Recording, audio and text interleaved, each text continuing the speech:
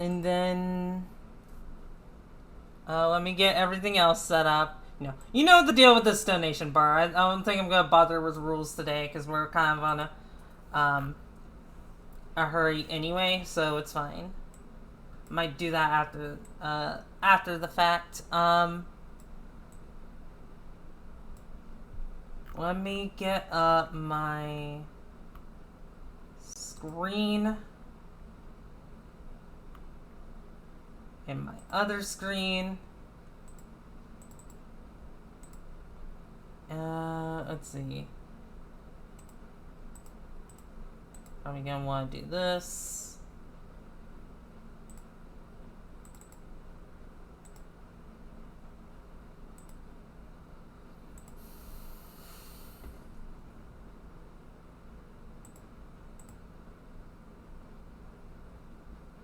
Okay, it's not showing up. Oh, there we go.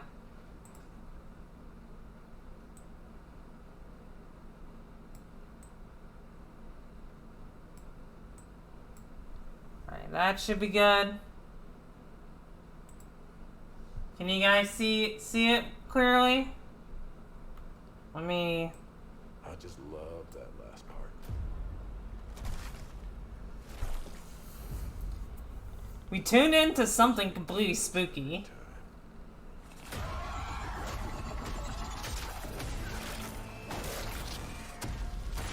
Kinda getting Dead Space vibes from this. Yeah, okay.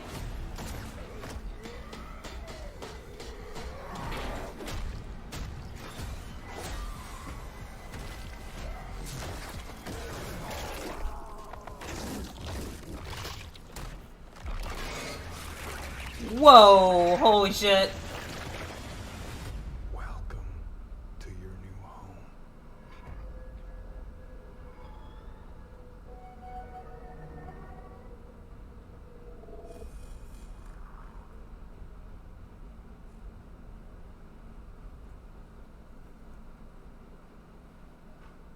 That's right, we know what you wanted to see, and joining me now, Glenn Schofield, Striking Distance. Glenn, first of all, congratulations. This game looks absolutely incredible, and I gotta say, the fact that you have built this team, this studio, new IP, shipping this December, all in COVID, blows me away, so congratulations. Totally, June. Totally. Totally safe for kids. Jeff. And for a second, just give me a second. I want to thank you for all you've done for the game industry all these years, man. I think I've known you like 16, 17 years now, and you've been an ambassador. You've amplified new games, new studios, and I just wanted to thank you. I really do appreciate it. Thank you. Not about me, it's about you guys. Sorry, I Quill. appreciate that. Thank you so I mean, much. And yeah, it's so fun. I say that, to show but you probably this don't game. mind. So people saw the trailer, but what I'm so excited today is that you just brought a raw gameplay sequence. This game is in development, and can you guys hear it okay, or should I turn it up more? Yeah, we got a couple minutes of, like you said, like raw gameplay. It's 2 segments in the first half of the game. One is a med bay, another one is a power station. You're going to see some new enemies, some brutality, some just about everything. We're showcasing a new weapon called the Grip. Yeah. It's like a gravity gun, but it picks up the enemies and it shoves them into giant fans. It rips them apart. It's great. And then check out the. But yeah, this sounds like it's basically a spiritual successor to Dead Space, from what I'm understanding. And just for a second, I want to thank the team, man. Like you said, through COVID, through everything else, the dedication, the hard work, you guys are amazing. Thank you very much. Well, Glenn, I gotta say again, what you guys are shipping this year, this looks like a world-class next-gen game. It's rare that teams are bringing something out like this year, and let's let the footage speak for itself. Glenn Schofield, Striking Distance. Here it is, the first gameplay of the Callisto Protocol.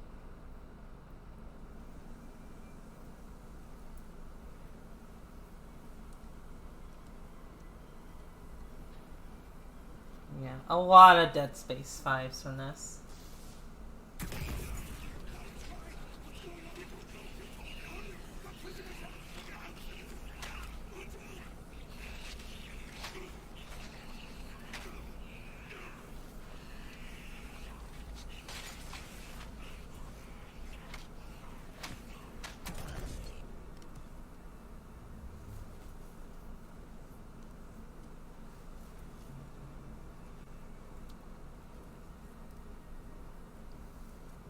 I feel like this might be more so a spiritual successor than a Dead Space game.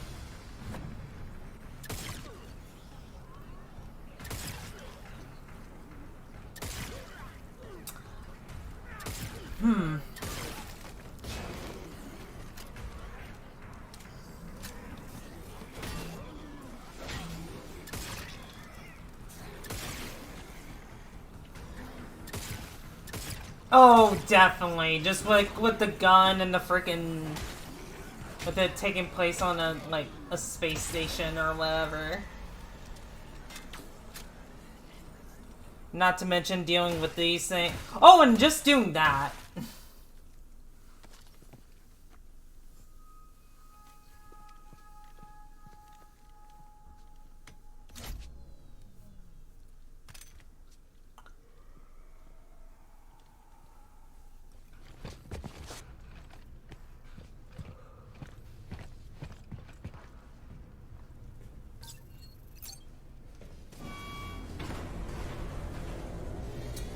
Yeah. Whoa. Acid spitter.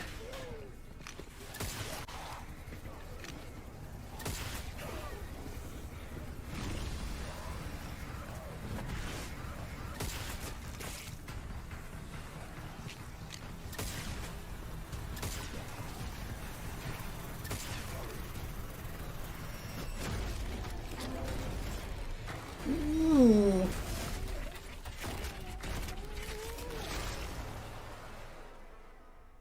Okay, so don't get knocked into there. Jesus Christ. Happened.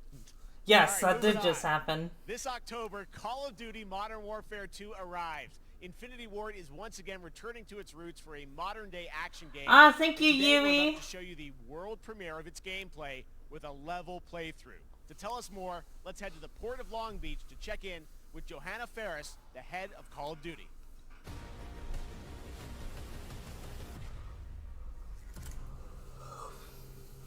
Hi everyone. In 2019, Modern Warfare changed everything. And on October 28th, we usher in a new era of Call of Duty with the launch of Modern Warfare 2. We are back, we are bigger, and we are bringing the entire team. Price, Gaz, Soap, Alejandro, and of course, Ghost. We needed a stage big enough to debut Call of Duty in a whole new way. I'm not very Inspired fond by of the world we're Call of about to Duty, enter. just gonna Oil throw rigs, out that out cargo there. ships. Mods are just the beginning. Here is Modern Warfare 2.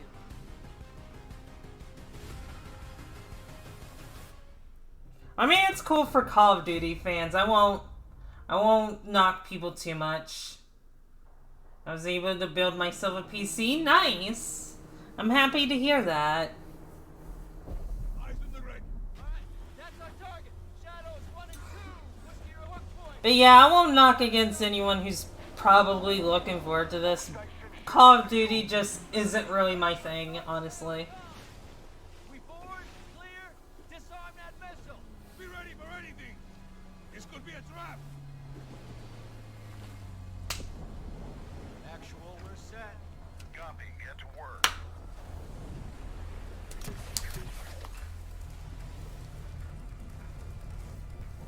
Good hook.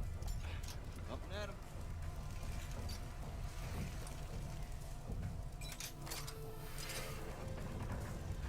All shadows, the missile is on this platform. I want full containment.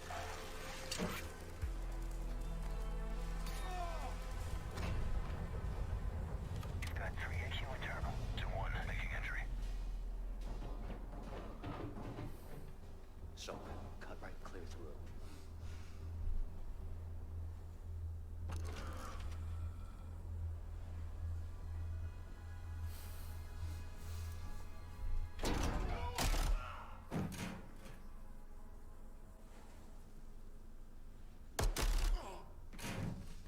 Rim clear. Coming out. Shadow 1 moving to the southeast stairwell. Scorers, right side.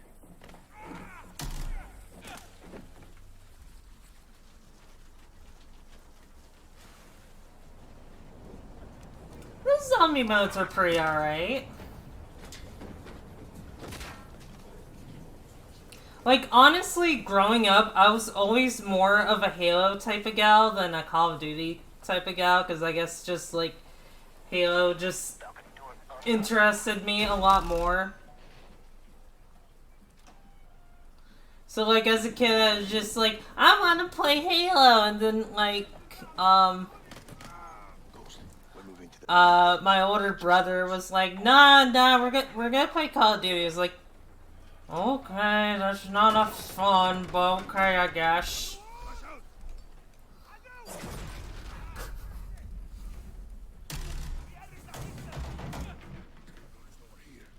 We need to move fast.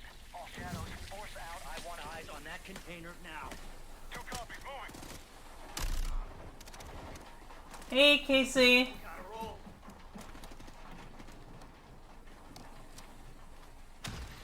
Okay. Alright, see ya, Yui. Have a good night's sleep.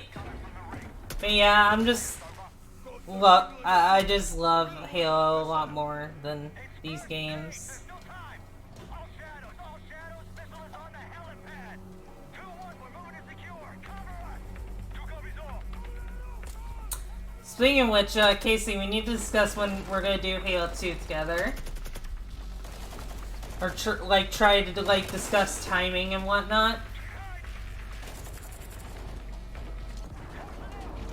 Like, I can try and do Sunday. I'm just like, it might not be like every Sunday though. I'm out to work. Okay, Quill, see you. Have a good day at work. See you on break.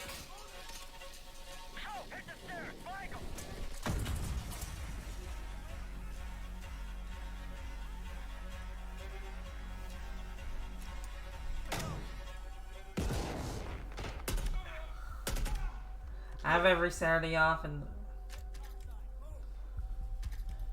if we can do early Saturday, then we can try that. Roger that. Confirm when the objective is neutralized. Open.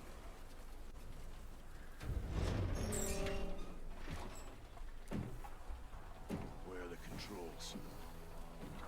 On that damn ship. Actual, we got a problem. Missile was somewhere on the ship.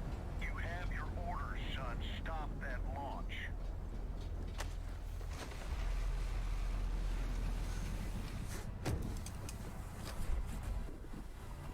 Let's move out! Go! This is 0-1, back in the water, inbound, to your position! Solid copy. We're taking effective fire. The LZ will be hot. Roger that! Once we're on deck, we push to the bridge! Fast! Secure those controls! Oh, June! Birthday girl! There's a bot for you to deal with. Thank you, June.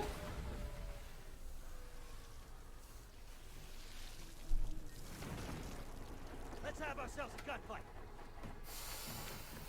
Missile controls are on the bridge! Have to stop the launch!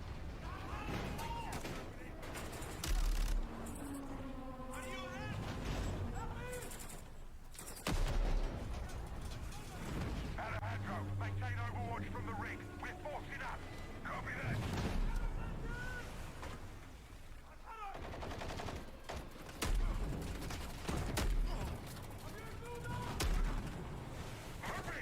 Moving. Reloading.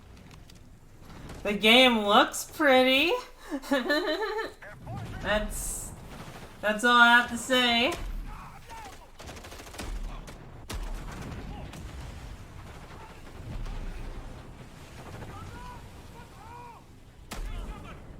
I'm moving. Containers are the only cover we have. Just don't get caught between them.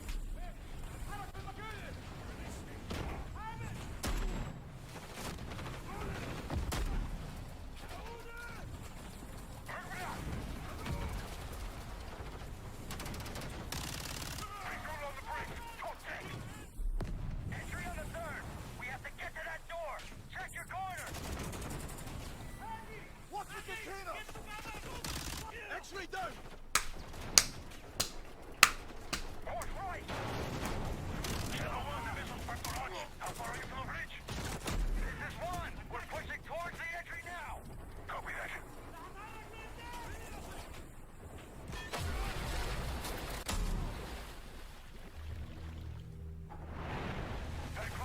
bridge entry. Secure the deck and we'll blow the door. Visual on bridge entry. Check it. Controls are internal. Alright, stand back. Shadow 1 going explosive on bridge entry. 3, 2, 1. Execute. I was like, then suddenly falling out of the sky.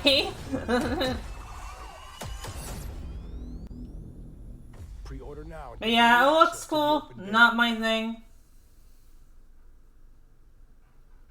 That's what we're talking about. And joining us now, up from Long Beach, Johanna, great to see you. How's everything? It's great. Thanks. Great to have you with us, and also Jeff from Infinity Ward. So we saw the first gameplay. Thanks for that extended sequence. Looks incredible. Jeff, tell us a bit about that mission. Where is that set in the game? What are we seeing? Do we have any news about a potential Nintendo Direct yet?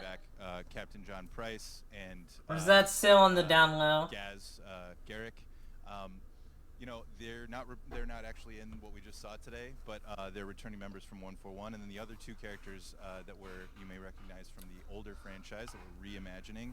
Because if there's a Nintendo Direct coming around, because then, yeah, I'm definitely going to plan around that. I would have planned around this, it's just, you know, I got so busy. And with, like, the chair issue for a good bit, it was just like, yeah. Mexican Special Forces Colonel Alejandro. And Alejandro, I gotta say, it's a character we're really excited about. He's a guy who's super capable and a guy who's just as important as Task Force 141. But as far as the level's concerned, you know, this I got to shout out to IW. You know, this was a tremendous collaboration across all of the different disciplines. As you saw, everybody coming together, some really motivated devs here, and you know, you saw the wind and the animations and the awesome sound design, and of course our new water tech, which is actually pushing the boat in different directions. It's creating a physically dynamic environment, allowing for the cover you were seeing. In certain cases, you could be behind cover, and then suddenly that cover would shift and leave you exposed, but it also leaves the enemy exposed, creating this emergent gameplay. So again, I'm very excited. Just can't wait. I'm so excited that we get to show it off today. And that's just a hint of where things are going to go. Johanna, tell us a bit about Call of Duty overall. Modern Warfare 2, obviously, you know, we're so excited that it's back this year, but you've got lots going on across Call of Duty. What can we expect from you guys this year? Yeah, we first of all, thanks for having us here. We're just so excited for October 28th. It's such a big moment, not just for Modern Warfare 2 and everything that Jeff and the team at Infinity Ward have built, but it really marks the step change, what we're calling a transformational moment for the entire franchise. You're going to see incredible rendering, incredible graphics, all the things just within the game itself, built all on one shared engine now across Warzone and Modern Warfare 2 going forward. Of course, there's a lot of chatter and interest about the new Warzone experience. We're affectionately calling it Warzone 2.0. There will be a standalone experience of Warzone for current existing players as well, so we're going to sort of feed the entire community there, but all eyes on the 28th. And again, I think the collaboration's just been incredible. Everybody's so excited for Task Force 141.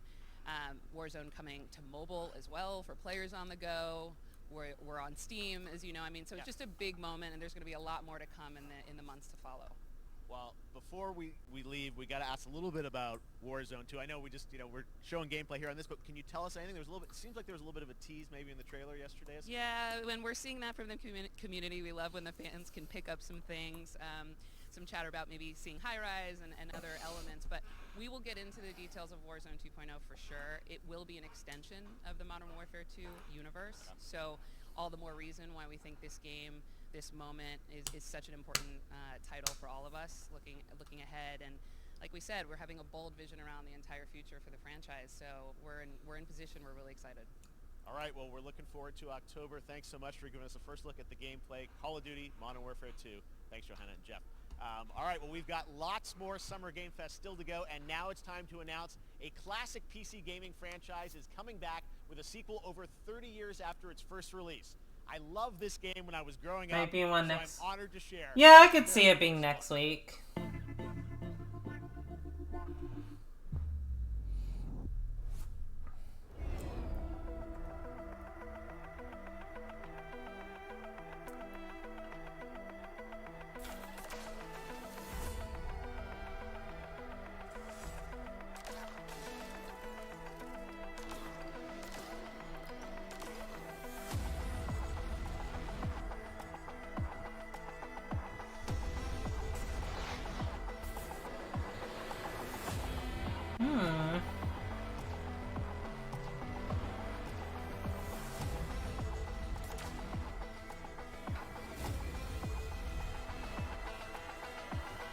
I have no idea what this is. Flashback 2.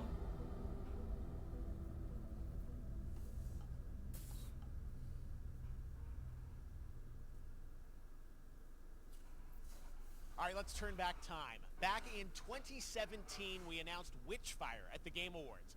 Almost 5 years later, I am so excited. The team at the Astronauts in Poland has put together an in-depth look at the gameplay of this dark fantasy first-person shooter, which will enter early access soon.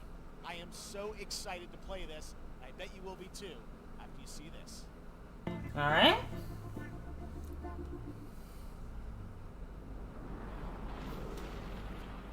So wait, what is this game? I mean, besides it being a first-person shooter, of course, because, you know.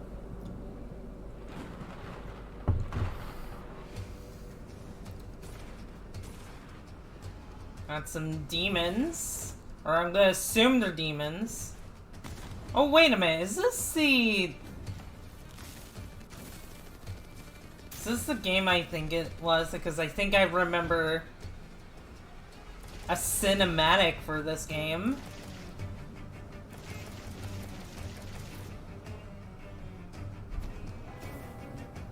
Ooh. Power is fun.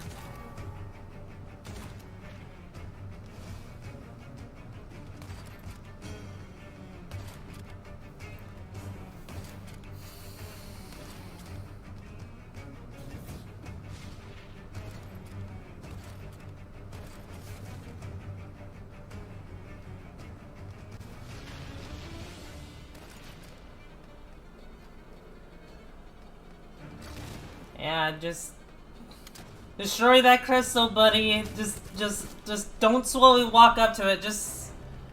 Oh wait, what?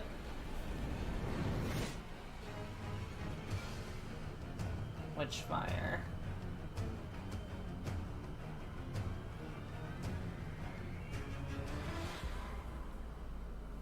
It's an Epic Game Store exclusive. Oof. Oof. Okay, next up comes an ambitious new game from a new independent studio in Europe, starring some very familiar names. Enjoy this world premiere new game announcement. Alright, new game announcement? Never mind. Follow me. Officer Taylor, Medlog 29. Today, I can't believe what I saw.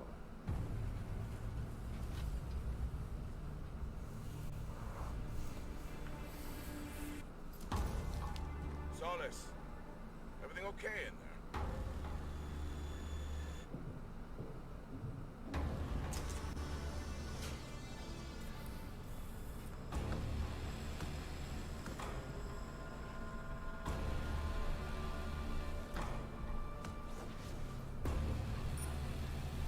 Is this gonna be another Dead Space spiritual? Oh.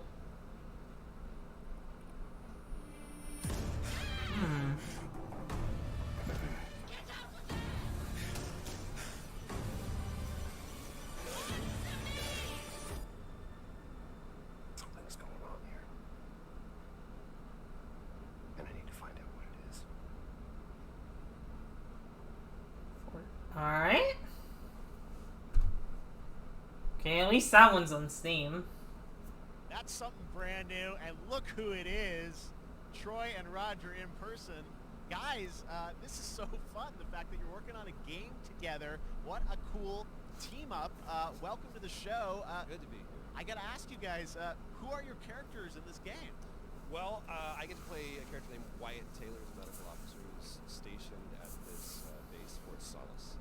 And it's the epicenter of this mystery that we'll discover and uncover as we go through the game. And of course, my character will be, at times, in opposition with Roger's character. Battle we've been waiting to see. Every once in a yeah. Oh man, we can't wait to show you what we've been working on. And by the way, Jeff, this looks awesome, man. Yeah, It's so great to be here. Thanks for having us. It's so great that you're in another game. I mean, it's feel like this is your first game since Red Dead 2. One of the first major ones for a while, and I play a character by the name of Jack Leary. He's a maintenance engineer on a remote Martian mining post. Okay. His job is to make sure that none of the equipment breaks down while it's on their graveyard shift. A graveyard shift meaning Mars and Earth are really far apart from each other in their orbits around the sun, so help is not a simple call away. I gotta ask, I think a lot of people see this thing and they'll probably wonder, you know, it's a new team, right? You know, independent studio in Europe that's making this, but with huge production values. I'm curious, like, how did you guys get attached to this? Tell us a bit about the background. I will say that 2020 to me was the most impactful year for games. It was the first, I mean, obviously we had this unprecedented event with the pandemic, and that forced the way that we looked at everything as a society, but also the way this industry functioned. But it was also brand new consoles. We had more tools that were being made available that were leveling the playing field between the AAA studios and the indie studios or the AAA studios. And so, just like anybody else, we got reached out. James Tinsdale with this brand new studio said, we'd like for you to consider being a part of this game. And he walked me through a very brief description of what the experience was going to be like. And at the very beginning, he said, we want this to feel, it's a tight thriller. We want it to feel like Dead Space meets Duncan Jones' Moon. And I was like, sign me up. I'm into that, absolutely. And full, like, performance capture and everything. Yeah. Absolutely. New studio, So just brand new another energy, and of Dead course, Space spiritual we get to work with one of the successor. best in the business, too. And me. I get the privilege Who's the of other getting to see this guy and watch him in action. I love to work, and I love the challenges and all the new innovations that this medium provides to performers. We can't wait to show you what we've been working on. I think it's going to. Yeah, I guess I've seen some of the behind the scenes and the performance capture, Unreal Engine 5. I mean, it looks absolutely phenomenal. Can you give us a hint about the gameplay? Like, what are we going to do in this game? Yeah, the verbs are always important. So we're going to let the game speak for itself. We'll be showing you more later on. But this is a game where you as the player, you're going to be exploring, you're going to be discovering. Like we said, it's a very tight thriller. So you're moving very fast-paced through this world. There'll be multiple locations, multiple ways for you to traverse, which we're excited to show you about. And then the narrative is a huge element to this. They didn't waste any resources on the performance for sure. I got to tell one quick story, if I can. It was one of our favorite moments. There is a lot of action in this game, and that was at the forefront of this. And to speak to the performance capture aspect, we brought in an incredible, I got to give him a shout out to Nathaniel, our stunt coordinator, who walked us through and really approached this in a completely different way than anything I've ever done before. He says, I want to know the story of this fight. And so Roger and I sat down, we said, these are who our characters are, and he goes, give me 1 hour and I will come back to you with the story of this fight. And after an hour, he comes to us and he goes, it was like a recovery program, it was 12 steps. And he walked us through this incredible fight, and about halfway through it, I started tuning him out, and I was like, hey man, I just want to let you know, I've got no ego about this, but I can do a lot of things, but I can't do this. And he grabbed me by my shoulders and he says, oh, you can, you will, and it's going to be glorious. And we did. And we it's did. like a dance. There was a lot of trust, and it worked out. Yeah, I mean, We're big, excited big about stunts. Yeah, I mean, this is so cool to see. It's an independent studio doing this, teaming up with you guys. We can't wait to see more. Troy, Roger, thanks for joining us here. Happy to be here. Summer Game Thank Fest. you. All right, appreciate it very much, guys. All right, well, next up, keeping up with the space theme, it's time to world premiere a very exciting new game, which will feature a musical score by industry legend Mick Gordon. This one is going to grab you, and we are so honored to debut it.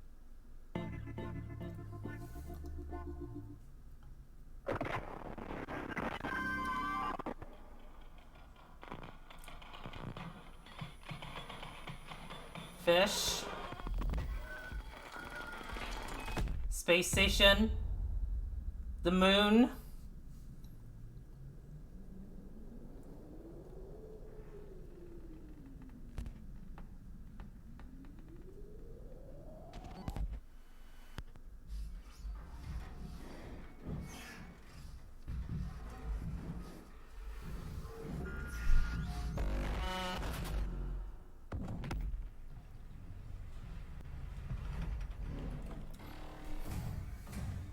Yeah, I love horror games. Like specifically, I love horror games taking place in space. Funny enough.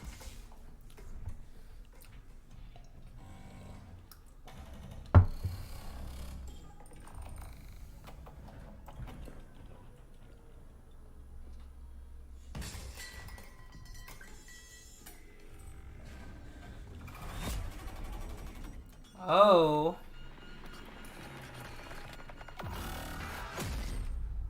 Interesting.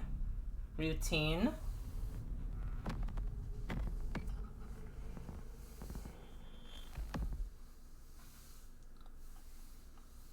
Doesn't that look great? That was routine coming to Xbox and PC. It was first announced a decade ago and is now officially back. I can't wait to see more. Damn, Now a it's time to check in decade. with a very Jesus. special guest who's been in his fair share of video games, including most recently Fortnite as the foundation. Dwayne Johnson, welcome to Summer Game Fest. How are you?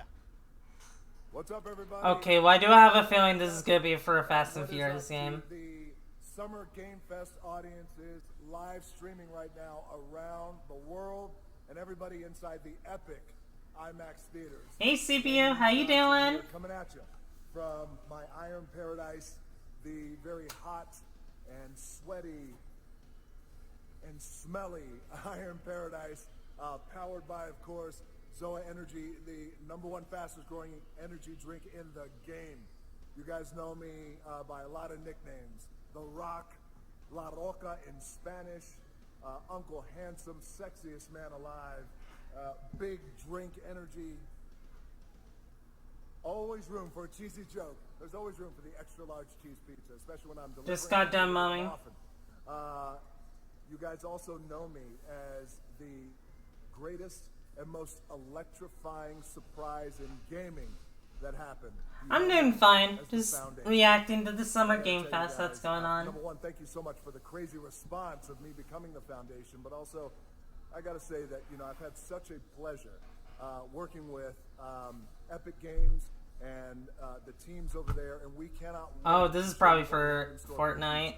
And speaking of the future, in the future, you will also know me as Black Adam. Black Adam, as millions Oh, of people yeah, know, that's Black coming Adam out. mythology. He is ruthless. He is unstoppable. And for those who don't, I always like to say a quick tutorial is this. Black Adam has the powers of Superman, but the only difference, well, there's a few differences, but one of the biggest differences is Superman's weakness is magic, and Black Adam's, one of his superpowers is magic. So you do the math. October 21st, I cannot wait for you guys to see Black Adam around the world in theaters only. And you guys will finally see the hierarchy power in the DC Universe change.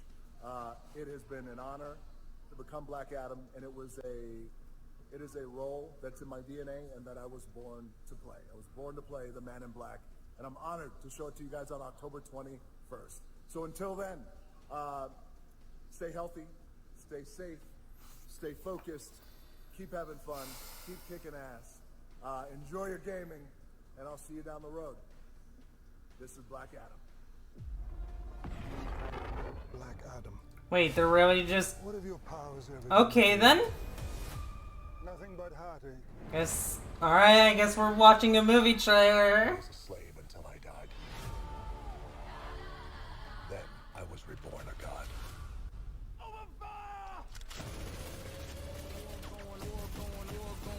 Now, I kneel before no one. I mean, this might be a good movie, because, I really like Shazam. This world. Shazam was a pretty good movie, so... Although, then again, this is probably going for a different tone than Shazam, because, you know, different character. Up to you. Behind you! Did he just catch a rocket? He got a rocket.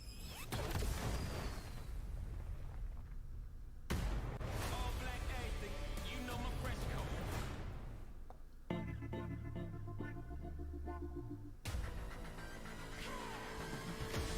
Of his show Young Rock.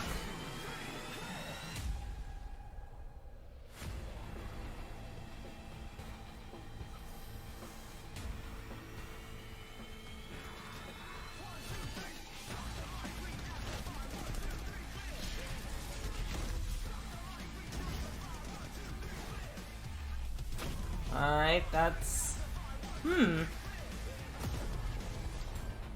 I mean, the armor looks cool.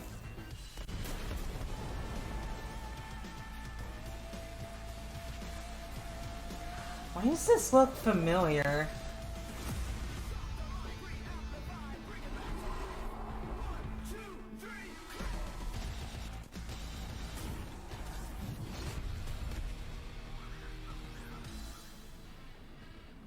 Ooh, spooky tendrils.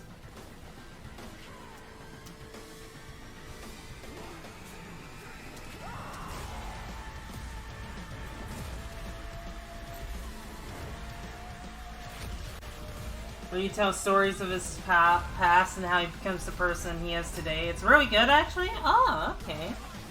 I might check it out sometime.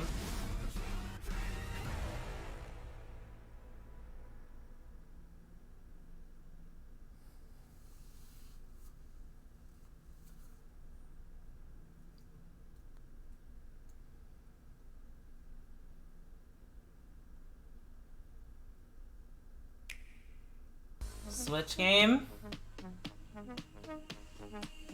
Ah, alright. Probably no Switch, probably not a reveal, just go like, hey, these games are coming out to Switch soon.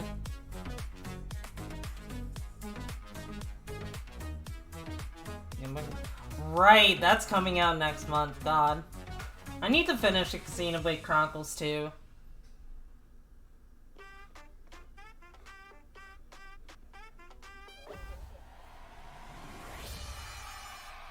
Fall Guys.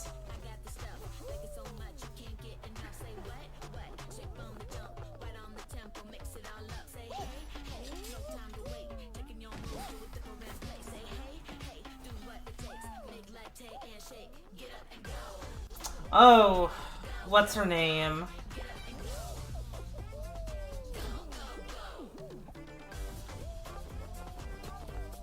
I'm familiar with that streamer. Yeah, I'm probably not gonna get to Xenoblade Chronicles 3 for a very long time.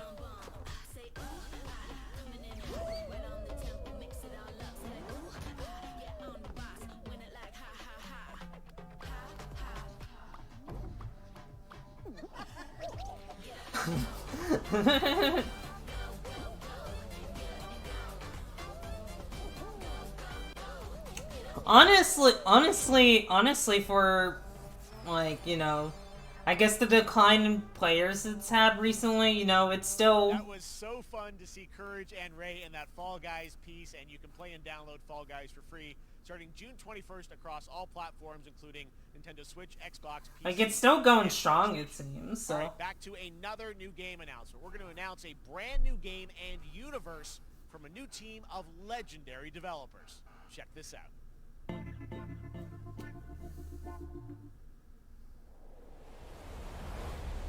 Frost Giants.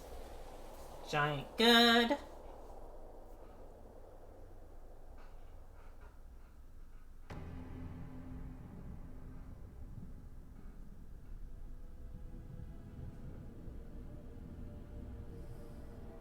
Discovery, this is Command. Storm's in your way. Prepare for extraction. Signal's breaking up. Command, I'll do one last scan. See you soon. Over.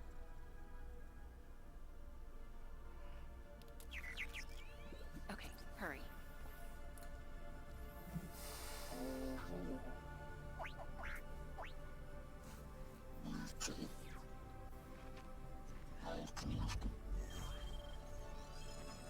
Now we're talking.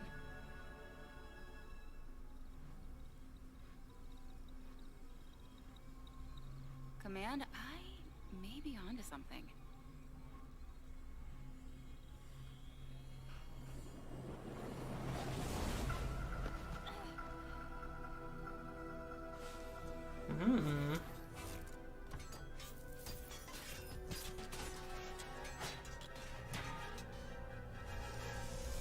Interesting.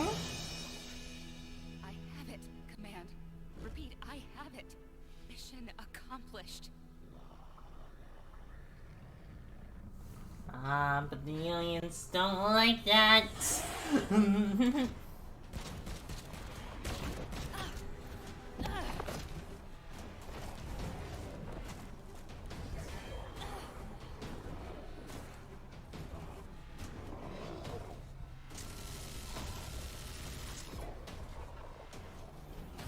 tight, Doc. Ooh.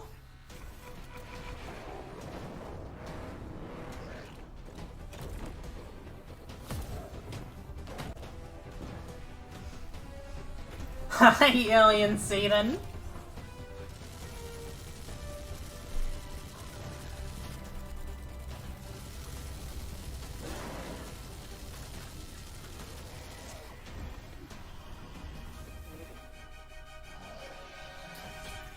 You know, it could.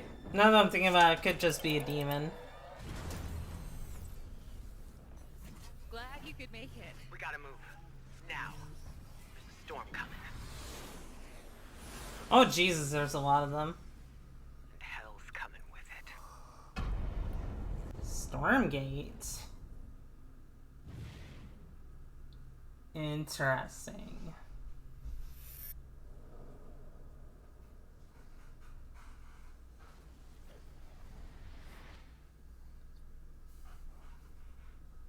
There you have it, Tim. Congratulations. Stormgate is real. We have a name and some details. So, first of all, congratulations on this announcement. We're so excited about the return of RTS, brand new franchise. What is a Stormgate, though? All right, so Stormgates are portals that open during a massive solar storm that unleash the infernal host. Yeah, give me a of moment, future sir. Earth. Okay. And we saw some hints of some I mean, you know, you guys coming from Blizzard and StarCraft, everyone wants to know about races. You know, tell us about the sides. They come from Blizzard. That makes Yeah, sense. we're unveiling our first 2 factions today, but there will be more. So the Human Resistance, and we saw an archaeologist from the Human Resistance in that intro cinematic, and then also the Infernal Hosts, who are these demon-like monsters who come from another world. I think one thing everyone wants to know about, especially your background pedigree of the team, you know, where do you want to push the RTS genre? It's something we've all loved for decades, but, you know, opportunity for a lot of innovation. I know you're going to show us, I think, some hints of where you're going to go image-wise with the actual gameplay made in Unreal Engine, but any sense of what you want to do for the gameplay in this game? Absolutely. But the first thing I want to say is we are very consciously trying to stay true to what players already love about RTS. Where we're really trying to push the genre and be innovative. First off, approachability. For one thing, we're free to play, but no pay to win, no NFTs, nothing like that. Just to lower that barrier to entry to get players in. But we're also really trying to be a lot more social. So you'll be able to play the campaign cooperatively. We've got 3-player open-ended co-op, and we've even got... No, it has to suck that you just have to mention, oh, we're not doing... Of course, we've also... NFTs, don't worry. Surprise, I think we've got some first kind of God. work-in-progress images from the game, right? Yeah, these are still very much being worked on, but some shots of actual assets that we're building in Unreal Engine 5. Wow, well, I love it. 2023, you said, for the beta, so people can sign up now, get ready, and I'm just so thrilled that there is a brand new RTS franchise coming from you guys and your background and what you did, you know, at Blizzard and StarCraft. We're so excited about this team, Frost Giant. Thank you so much for giving us your announcement today on Summer Game Fest. Thank you so much for having us here. Really great. Awesome. All right, Frost Giant, Stormgate, keep an eye out for it. Now it's time for another indie game announcement that I'm excited to share with you. High Water. Check this one out. Good morning, High Water dwellers. High Water Pirate Radio, keeping you in the know with our flow. Alphaville authorities continue to deny false rumors that Alphaville elites are planning to evacuate to Mars. True or not, the one thing we can't deny is that the world ended on a sunny day. The world ended on a sunny day. Boys and girls surfing in the bay. Kids clamored in the park. No one suspected the coming dawn. The wave was coming, but the sky was clear. I let it wash over me. Swept away, swept away, swept away without fear. Swept away, swept away, swept away without fear. World ended on a sunny day. Boys and girls surfing in the bay. Children clamored High Water. no one suspected the coming dark, What a breathtaking trailer. High Water is an adventure strategy game set in a world ravaged by extreme climate change. Now, speaking of the world around us, the conflict in Ukraine is not far from anyone's mind, and it's impacted the development of games, including Replaced from Sad Cat Studios, a Belarusian studio with devs from Belarus and Ukraine. The team had long hoped to reveal a new trailer here today, but were understandably unable to complete it in time. Guys, I just want to say we're thinking of you and all the developers impacted by the conflict and hope to be able to share your work at a future show. All right, our next game is an official selection of the Tribeca Games Festival. It's American Arcadia, where you play Trevor, whose life is being televised with the viewing population constantly voting you up or down. When you become unpopular, you need to start running for your life. Check this out.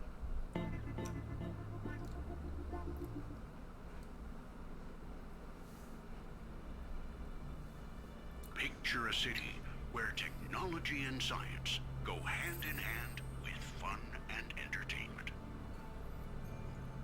My grandfather, Elijah Walton, had a dream to build the city of tomorrow.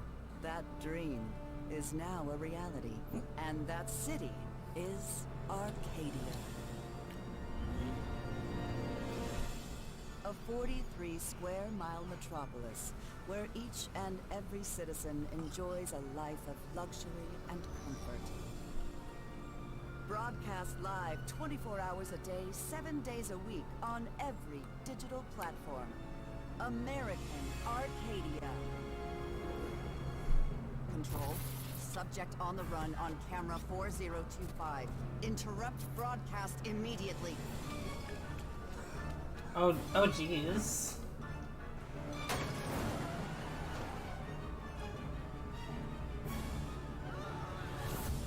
Listen to me. We can't allow Trevor Hills to escape under any circumstances. Trevor. Trevor, can you hear me? Be careful and don't make a sound. Don't worry. I'm going to get you out of there. Interesting. Okay.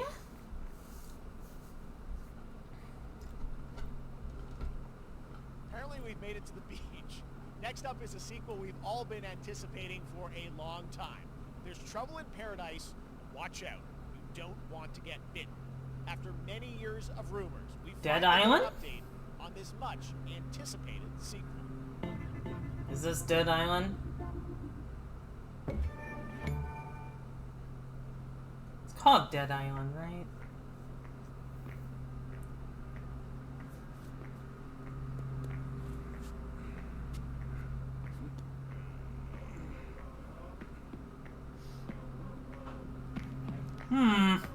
I don't know how to feel with the model.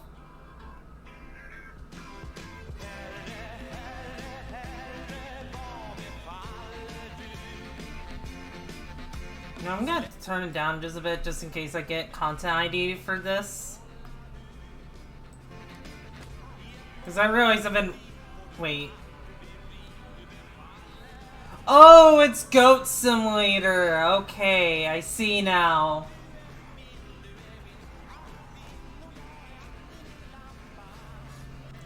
It's just when they said, like don't get bit, I'm just like, zombie?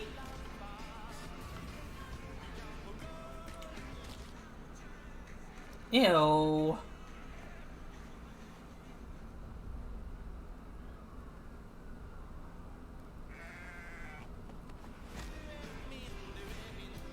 Goat Simulator. Wait, there was a second one? When was there a Goat Simulator 2? This is a parody of the Dead Island 2. Oh, okay, that makes sense. I see why I thought that then. Now, last year, Marvel and 2K announced Marvel's Midnight Suns, a tactical RPG from Firaxis Games, the studio behind XCOM and Civilization. Heroes from the Avengers and X-Men crossover with supernatural ones like Blade and Ghost Rider for a battle against Lilith, the mother of demons. Today, we've got to look at some new folks set to join the battle.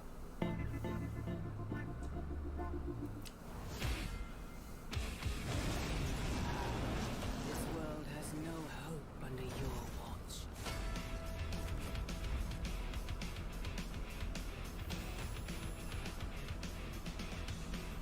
Also, I like Ghost Rider with a bike more than a car. Just throwing that out there.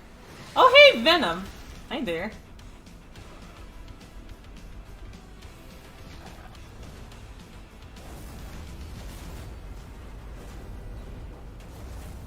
Surrender your pain.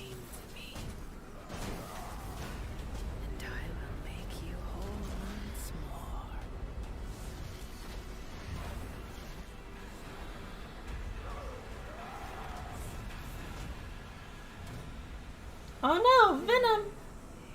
My sweet child. Mother won't hurt you.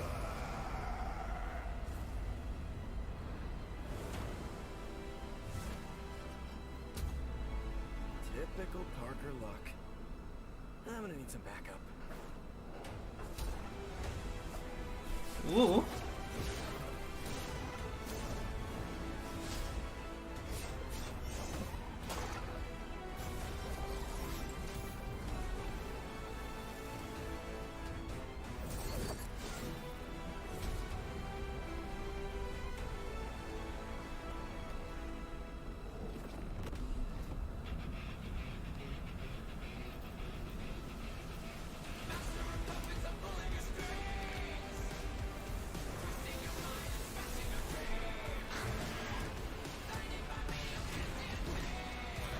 Ah, I see. Okay.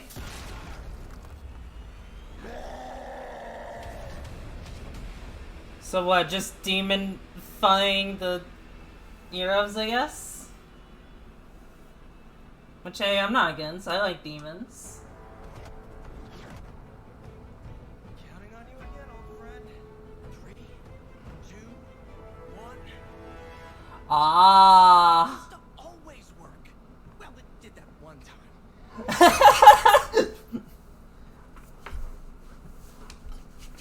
That was Midnight Suns, and now we're moving on to the wonderful world of Cuphead, the delicious last course. Can you believe it? We're only a couple weeks away from playing the delicious last course DLC. You see how they did that for Cuphead? Joining me now is Maya Maldenhauer from Studio EnVtuber. So first of all, Maya, it's really coming? It's really coming June 30th on all major platforms. We are thrilled. Wow, I'm so thrilled too that I think all the fans can't believe that this is here, and I've been lucky enough to play this actually on my Steam Deck. I wonder if they're gonna make that reference in Marvel Spider-Man 2, because we know Venom's gonna be in that How game. amazing this looks, and the backgrounds and what you guys have done. I feel like you've amped up obviously the gameplay. It's difficult as we would expect, but the visual look, you guys have taken it even to the next level, which I didn't think was possible.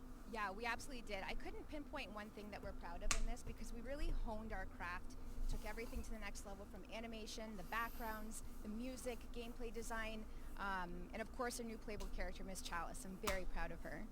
Chalice is fun to play as, and even though this is a DLC, it feels like it's its own game inside of Cuphead in many ways. It is, definitely. Yeah, you just get on the island, and there you are off to this new new territory, which is amazing. Yeah, it's our biggest island yet. Super-sized bosses, lots of secrets to discover. Don't let any rock go unturned. Yes, and lots of challenge ahead. Well, I know you brought. I know you don't want people to necessarily have too much spoiled about the game, but you brought a little something. A little something, yeah. It's brand new gameplay footage. I should stream Cuphead sometime. Icy Arena, and feature some of my personal favorite attacks and transformations. We hope everyone enjoys it. All right, let's check it out. Cuphead, the delicious last course. Thanks, Maya.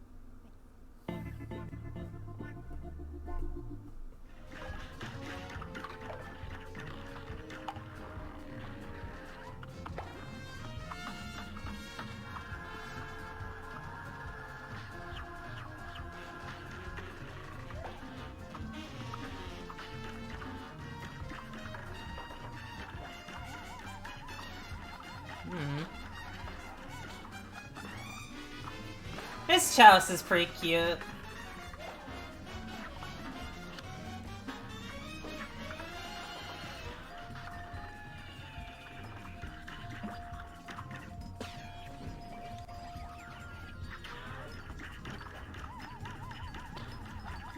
I'm curious, has anyone here seen the Cuphead show? Because I have not gotten the chance to see it yet.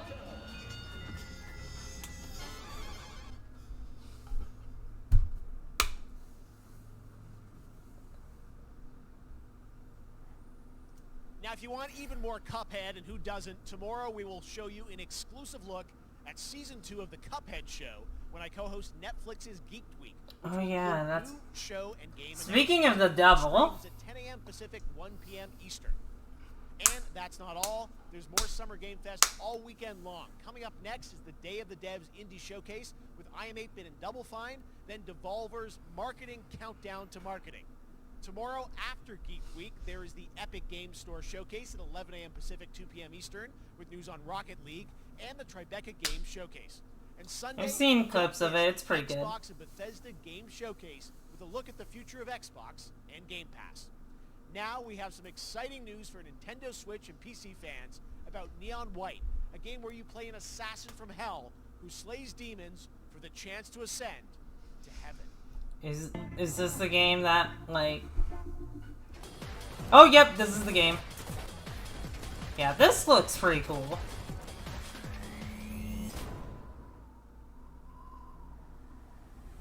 Ooh. We're called neons. Sinners plucked from hell to do God's dirty work. But I'm finding it hard to believe we're in heaven.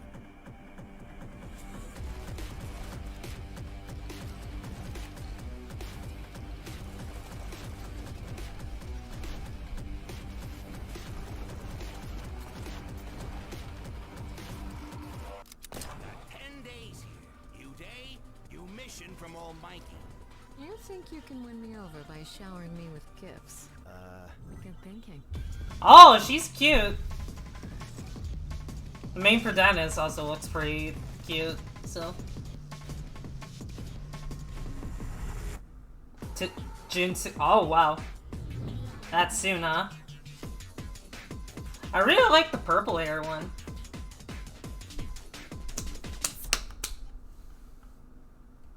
We've shown you lots of games today made by huge teams.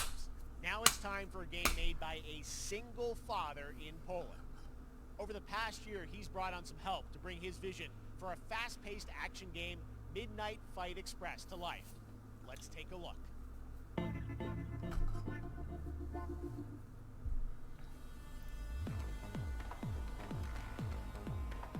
You know the saying, get knocked down, get up again, that whole spiel. Well, it's time, partner. Time to rise up. Together.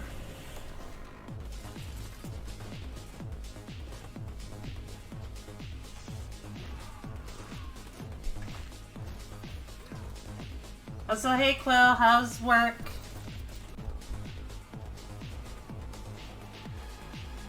It's happening. The big guy's actually going through with it. While I sat at his side, seeing lives as dollar signs, had the stink of corruption all over me. You know who put it there? Nah, not him. Me. Well, I ain't wearing it anymore. And neither are you. Tonight, we wash this whole damn city down.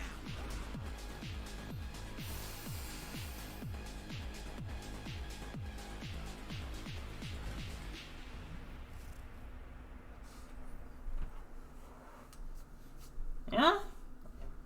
Apparently it's done by a single person. Or they were saying that he's single, because he did mention he's a single father. Next week. I really want more playable games to get in the hands of you guys at home. And oh hey, Warframe. Alright, joining me now is Megan from Digital Extremes to talk all things Warframe. Megan, how you doing? Gotta wait before I clock in. Alright. I know, we got a lot. Just happen to always have these Canadian teams on the show. I don't know how that works out, right? Okay. We do. Well, we have a great connection. We've also done a lot with Warframe over the years, and I know right now anyone watching on Twitch for more than 30 minutes, this show is going to get a special Twitch drop, right? That's right. I already have seen people getting it, so it's very exciting. She's right there, loud and proud. Protea, 30 minutes for watching. Thank you for letting us kind of take over. She looks cool. Our special events category, but she is there and she is for you. If you Oh yeah, Summer Game Fest. We're just like watching this. Done a lot over the years. You guys have done incredible. How are you doing, Mika? And I know you have TennoCon coming up in July, which is your big kind of event. Oh, Kenobi. What's next? Is that any good? Well, I can't tell too much, but yeah, July 16th, 2022. It's a digital event again this year. Today, actually, we just launched the digital items for it, so you can get some in-game goodies, some really cool cosmetics, some merch, all that really great stuff went live today. But of course, the reason I'm here is to, kind of debut. We have our Tenno Live during TennoCon, which is our big reveal of the night, and we usually do a little bit of a gameplay, a little bit of a demo, and I think a lot of people can suspect what it might be, but I'm here to kind of confirm what it is that Tenno Live is going to show. And what is that? Can I say it? Yes, I think you can. Okay, you're going to get your first look at the Duviri Paradox. Finally! Finally, I know it's been a couple years. But Debiri Paradox is going to be what 10 Alive is all about, and I'm so happy. The team worked really hard on the teaser you're about to see for it, and I'm just really proud and excited to show it. Awesome. Well, thanks so much for being here on Summer Game Fest. Let's take a look at that right now. My child, my friend, what was done is done.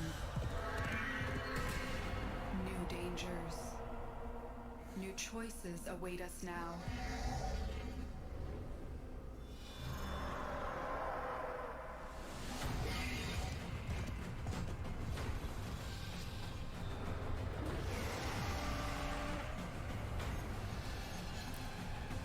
Huh. Interesting. For now, It's no Mandalorian, but it's decent. Alright, well, at least there's that. and of who we have become.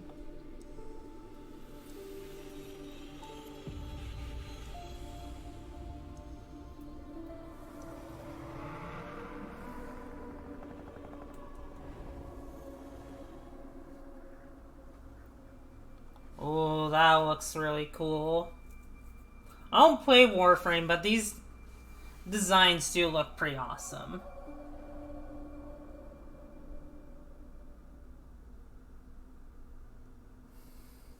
Next, it's time for a new look at Honkai Star Rail, an upcoming open-world space RPG. Yeah, a lot of space today from Genshin Impact. Yeah, a lot of space. You don't say. The studio continues to deliver, and this new trailer reveals for the very first time a new and exotic realm players will be able to explore.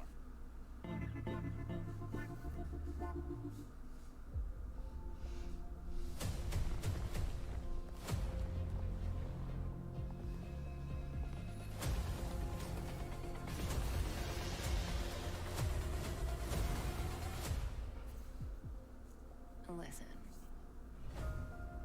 You are in a daze right now. You don't know who you are, why you're here. None of that matters. In the near future, you will encounter many perils.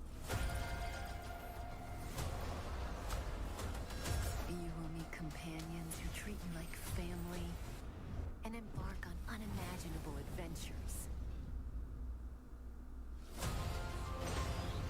The character designs are cute, but I guess that's just because the same people who worked on this made Genshin Impact, so it makes sense. You will arrive at the end of the Yeah, I think it's basically just Space Genshin.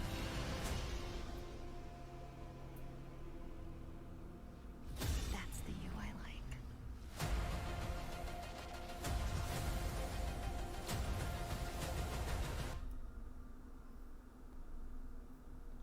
So what, are they just gonna have another gacha game? Wine to soothe the souls of honored guests. Oh, is this Genshin? Oh no, this is still that game.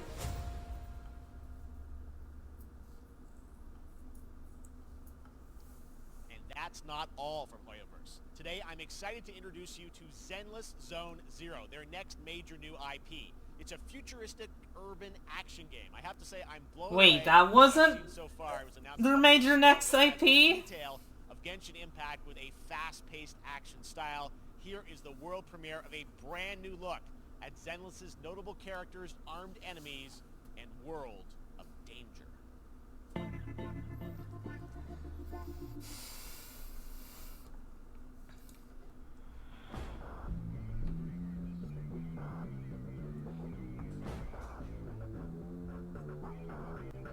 Okay.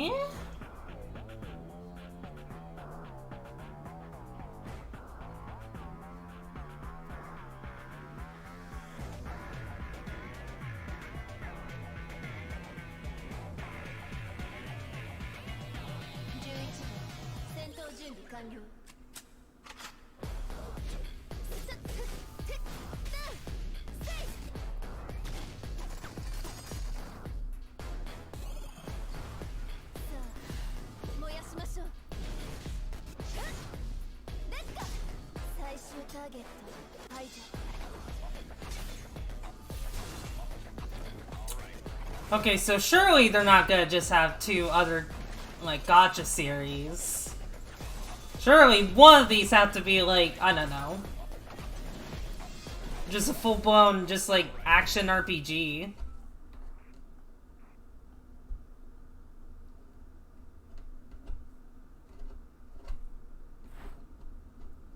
I don't know, is that a thing for companies to just do multiple gachas?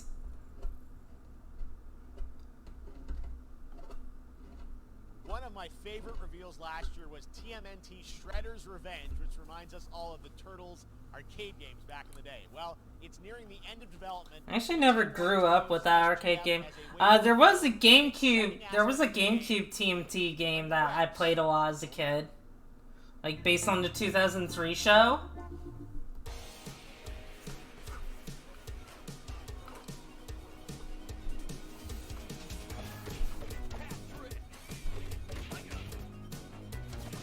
Is the story game not good? Yeah! Because I feel like it's a bit much for them to have, like, another gacha. Nexon does it? Ah, I see. Gotcha.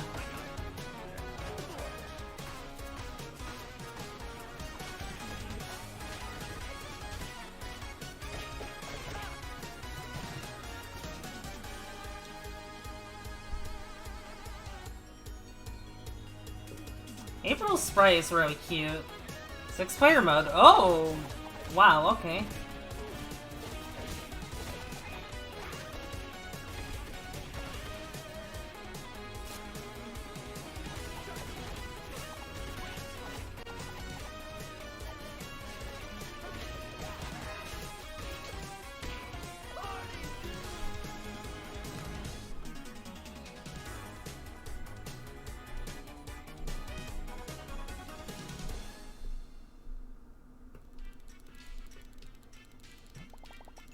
Available. Whoa, that's okay, nice. That's soon, alright. Okay, now what's this?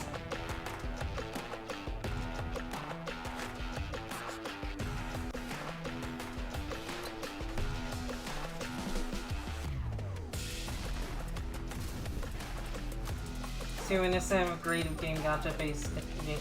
I mean, I do play a gacha, you know, and I do want to play like Genshin Impact at some point. It's just I don't plan on spending money on them because, you know,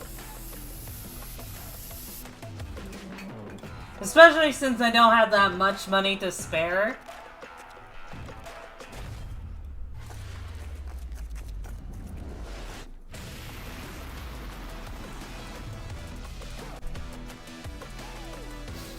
Is.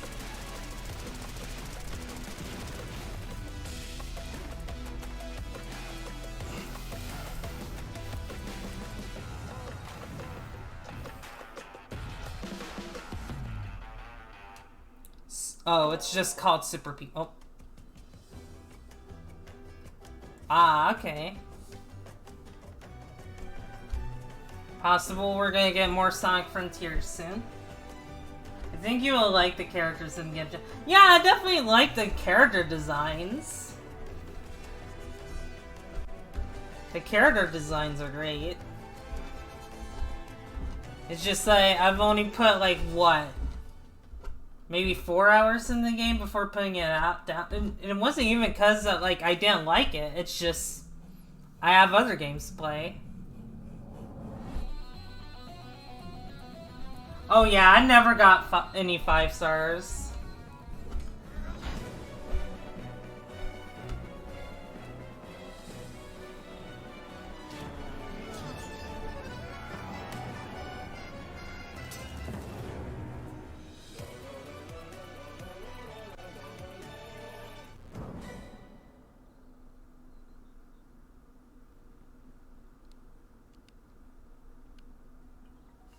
How far will you push humankind?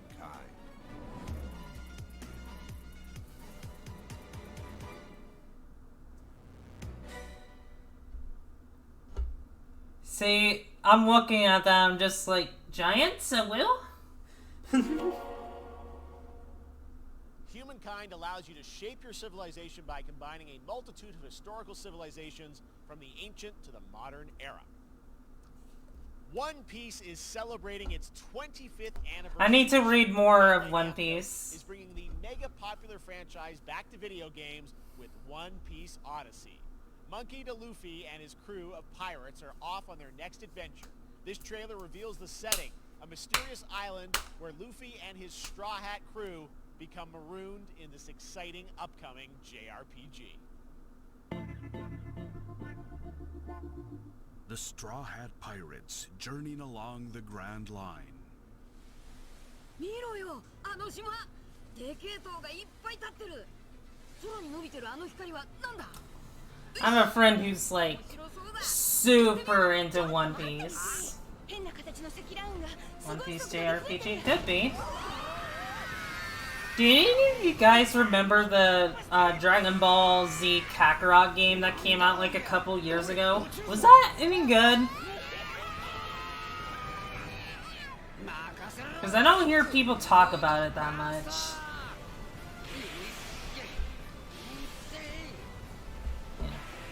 I'm good, yeah. I'm reading the manga since I can't really be bothered with the anime. From what I heard, it was pretty good. Alright.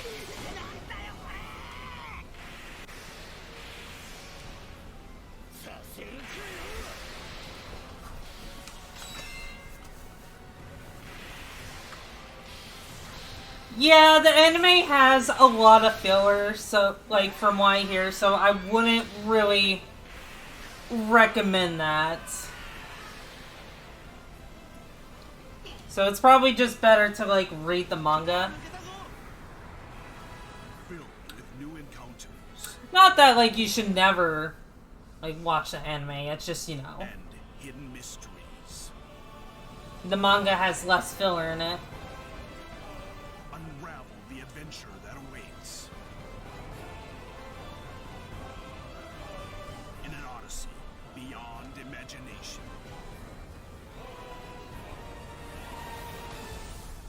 One Piece Odyssey. Ready to skip an episode or fast forward? That is fair.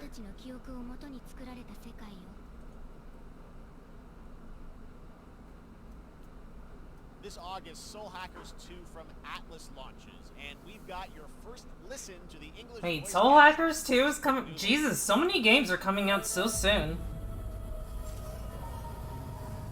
I need to finish Shin Megami Tensei 5.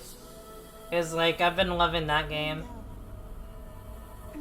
Also, this character design is pretty good from what I remember. Yes.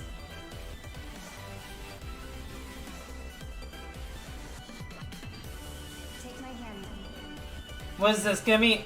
Is this gonna be an Xbox exclusive game? One more chance to make things right. Because if so, that's a shame because I don't have an Xbox. So that's That is fair, Mika.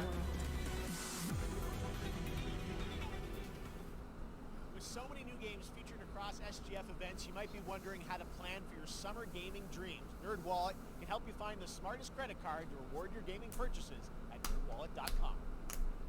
The Epic Mega Sale is going on right now. Save up to 75% off top PC titles with an additional 25% off eligible products.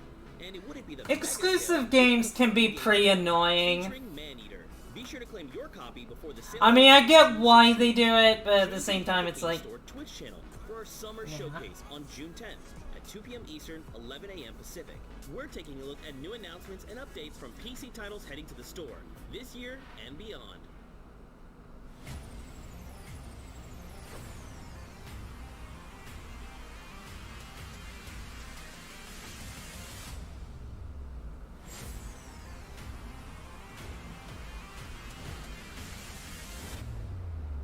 You nuts? The Stadia still around? That's surprising.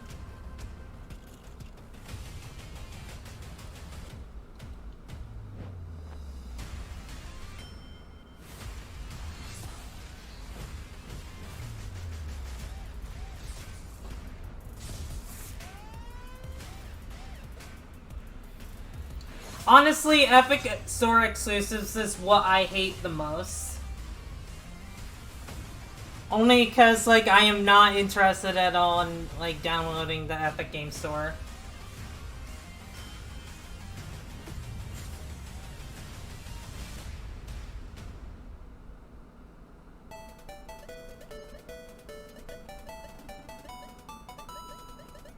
Monkey! Giant! Street Fighter!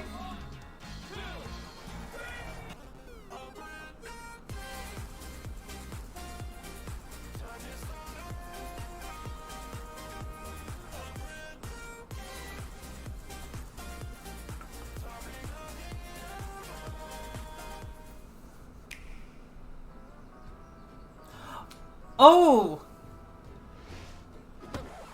Oh no, it's Mario Strikers, okay. I thought it was Mario plus Rabbids for a moment. I'm hearing mixed things about this game. So prepare to do whatever it takes to claim victory. So much fun, it hurts. Mario Strikers Battle League, only on Nintendo Switch. Like, I hear it's really fun, but I also hear it's got some problems. Hi, my name is Carl and I'm a developer on Metal Hellsinger. You know how in some games where the music's really good, you feel compelled to move and shoot to the beat? But what if you had to? In Metal, the better you are at slaying to the beat, the more intense everything gets.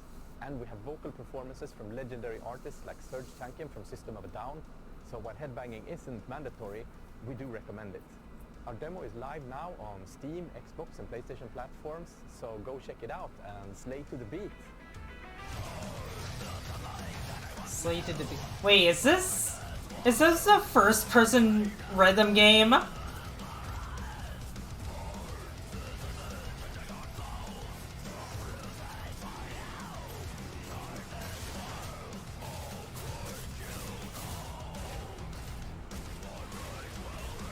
You tend to loom over 50 feet.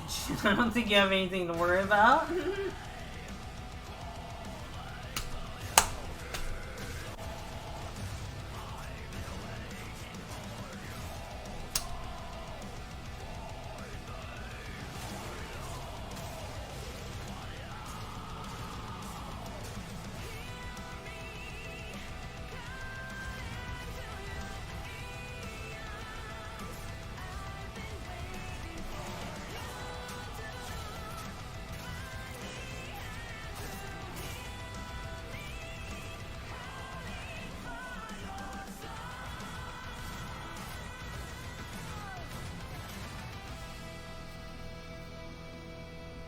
Metal Hellsinger.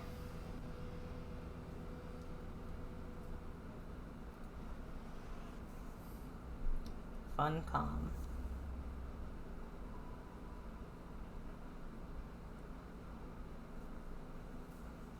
That one was Metal Hellsinger, coming later this year from Funcom, a rhythm shooter with metal music. And right now, as I mentioned, a demo has launched on PC, Xbox, and PlayStation for you to play for free. Next up, a new game launches tomorrow, The Quarry from Supermassive Games. This spiritual successor to Until Dawn stars David Arquette and an all-star cast. It's getting great reviews, and this is one of those binge-worthy teen horror entertainment experiences where your every choice shapes your story and determines who lives and who dies at a camp in upstate New York. Here's the first look at the launch trailer. Family is the most important thing in the world. But if your whole family, you know, like every last one of them decided to jump down the bottom of a well and they're all just hanging on the end of a rope, how can one person be expected to pull them all back out? You can't. So you pull on that rope and you're just gonna fall right down to the bottom of the well with the rest of them. And what's the point of that? What? There is a lot more to this than you realize. Like what? Kidnapping, murder, cover-ups. I think the whole Hackett family is in on it. You have no idea what's going on here. Not a goddamn clue. All right, let's do this. Who should I call? 911. You mean 911? Who says 911? We gotta get out. I'm gonna enjoy watching you die. This looks like it's gonna be fun. This isn't a ghost story, it's a creature feature. It's really happening and you're all in it. This is gonna get a little messy.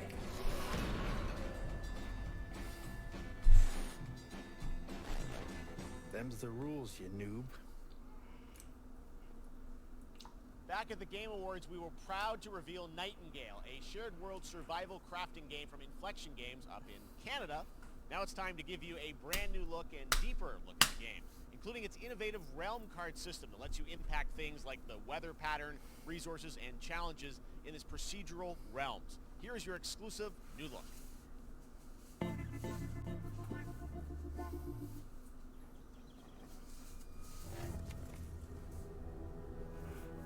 You're alone in the realms, I'm afraid. The portals are a mess. Not even sure if Nightingale made it. Given how fragile you humans are, I'd say that staying fed, dry, and rested should be your priority. If the portal arch is inactive, you'll need to make realm cards from rare resources. Once you have realm cards, you can activate the portal. Beware though.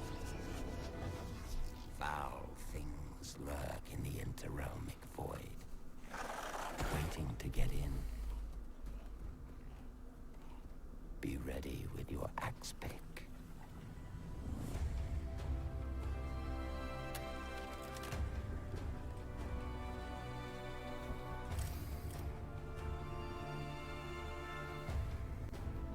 Realm card. Ah.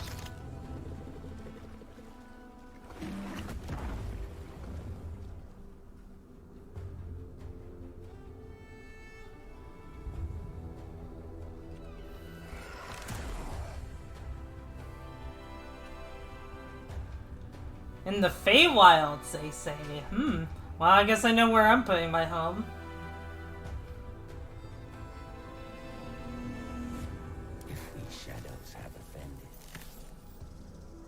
Think but this, and all is mended.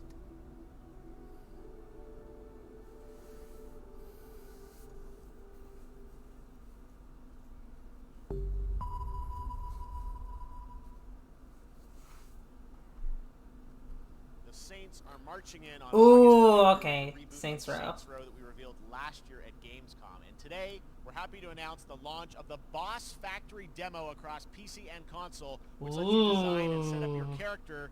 And since it's Saints Row, you guys are going to have a lot of fun with this one. Check it out. I actually played Saints Row 4 like years ago and absolutely loved it. Something to capture people's attention. So what do we build next? Me.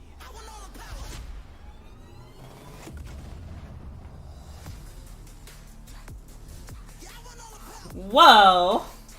Oh my! We are so good at this. Wait, was that just a Luffy outfit?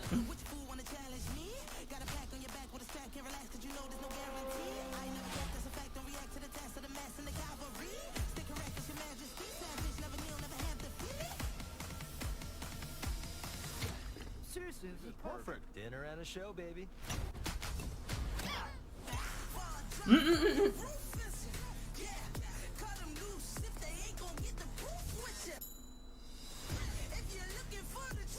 Or be someone else.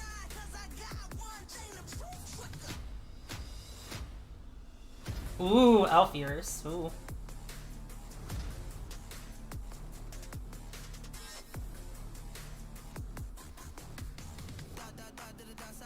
I wonder how well I can recreate myself in this game.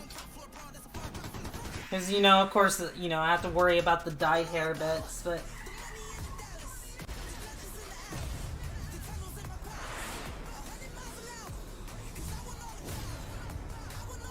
I think that little helmet is really cute.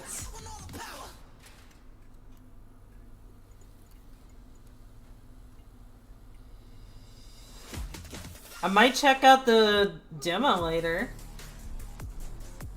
Oh wait, no, it's on Steam. Oh, but it's on PS4. Okay, then I might still be able to check out the demo. Next, we've got an exclusive first look at extended gameplay of Warhammer 40k Darktide, Fat Shark's follow-up to the critically acclaimed Vermintide series. Darktide promises intense 4-player co-op action and terrifying enemy hordes to team up against. And it's out on September 13th for PC, on Steam, and exclusively on console on Xbox.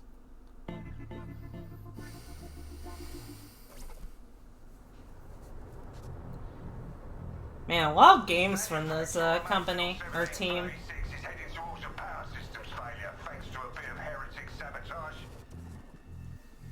So you're going to restore the coolant and hopefully save the day. Get in, access the operations array, and use the cryonic rods to flush the system. Preferably before something explodes. Head on through the ventilation tunnels and look for an access point. This way! Move it!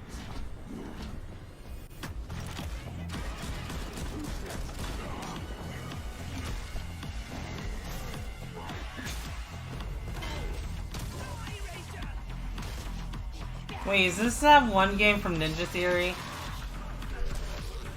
Or maybe it's not, I'm thinking of another, like, game. Set your data interrogators. If all goes well, we can unlock the system, prime the rods, Ooh. and send them where they're needed.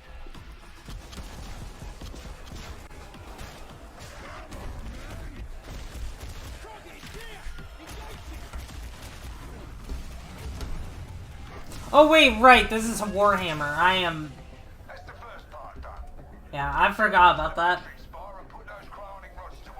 Warhammer makes a lot of their money off of their board. Yeah. I think it's like a tabletop RPG, but more strategy based from what I understand.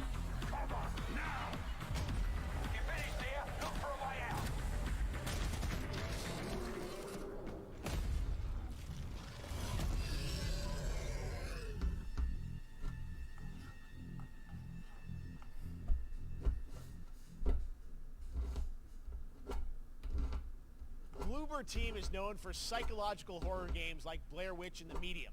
Today, they are ready to reveal their latest creation made completely in Unreal Engine 5 for a visceral horror experience. It's a return to the world of Layers of Fears. Get a dose of this. Someone once said insanity runs in our family. Let it run.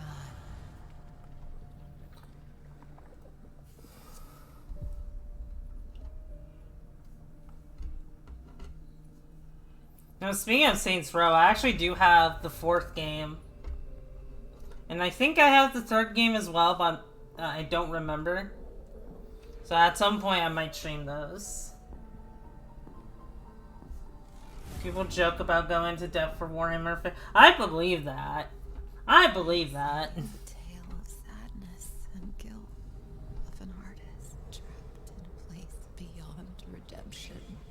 It's a lie. This is a story of my fear, pain, and hatred, of the horror of my loneliness. And it is mine to tell. Now I see it. All this misery, all this suffering. There was no other way. Shouldn't have. You really shouldn't have.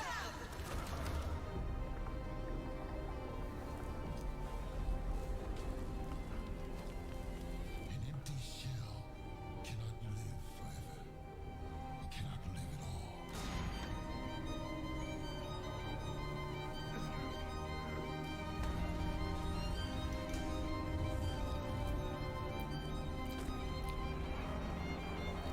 I was trapped in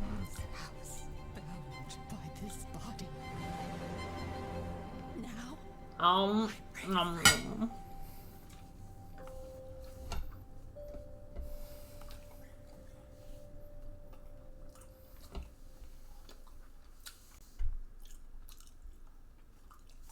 This October, Gotham Knights arrives. Batman This is game dead. looks It's up cool. to the Batman family, Batgirl, Nightwing, Red Hood, and Robin to protect Gotham. To give us an exclusive new look, let's head to Montreal to hear from executive producer Fleur Marty. Hello and warm welcome from WB Games Montreal. I'm Fleur Marty. I'm the executive producer on Gotham Knights. Today, we are thrilled to share more with you on one of our beloved knights, Nightwing. This showcase is the first in our character series, and we're really looking forward to share more with you as we continue working towards our launch on October 25th. So I hope you enjoy the show and stay tuned.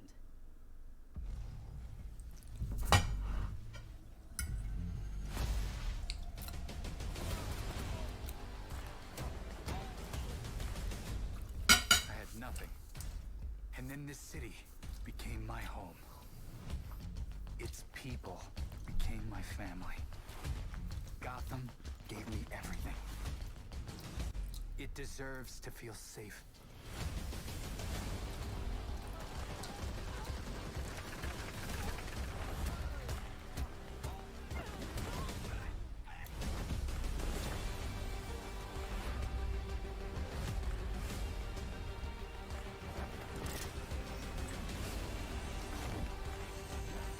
No matter how hard we try,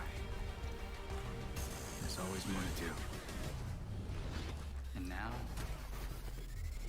it's up to me.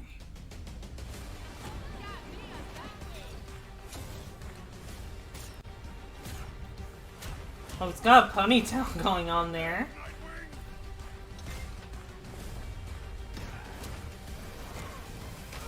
I dig ponytails. Ponytails are nice. Got this, Bruce.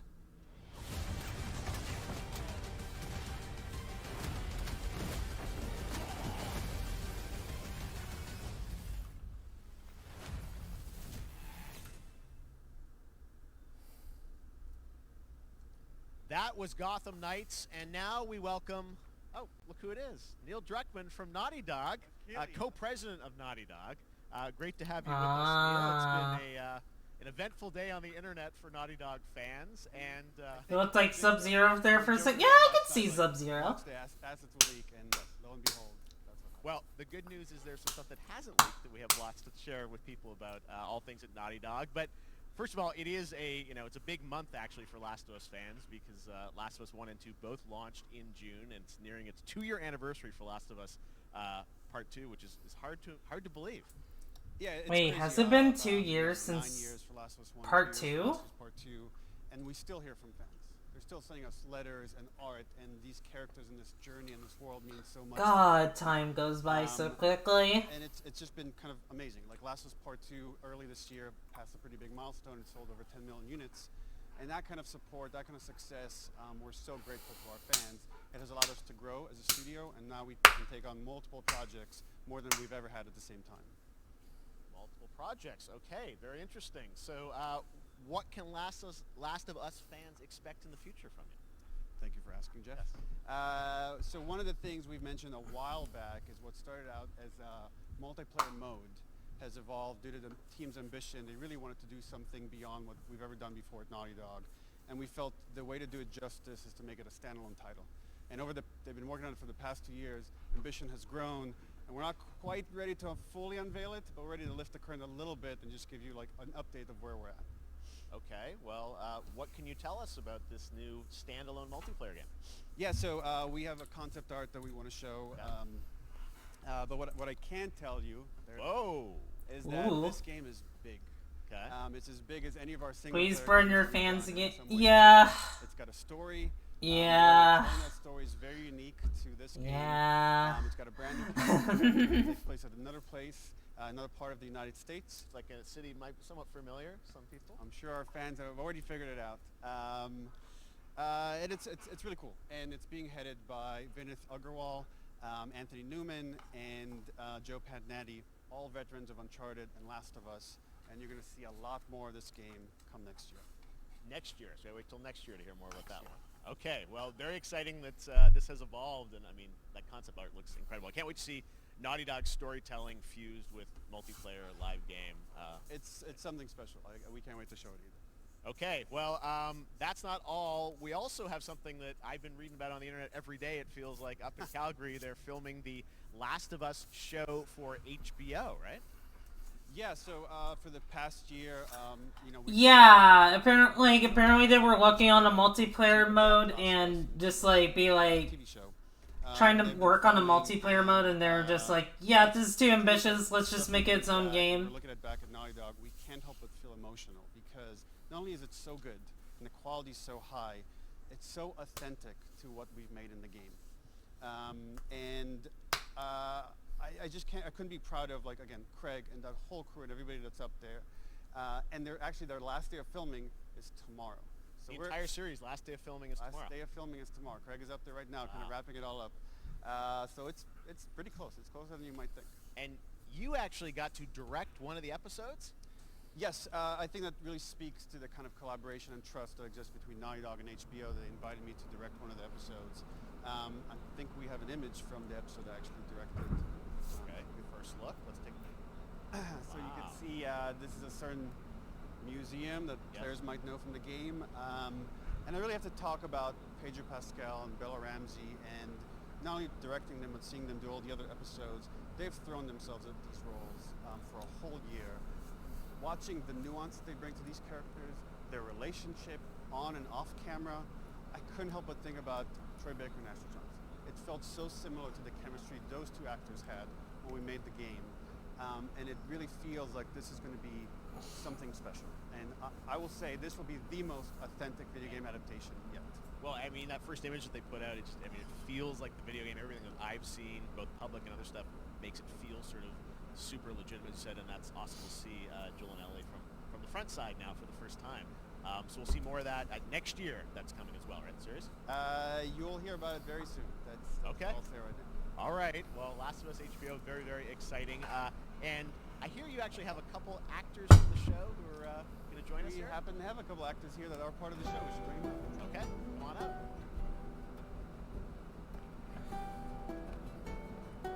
Oh, what's up, guys? Oh, hello. Oh, hey, how convenient. So Troy's back again. Hello, I know. Ashley. Good to see you. Good to see you.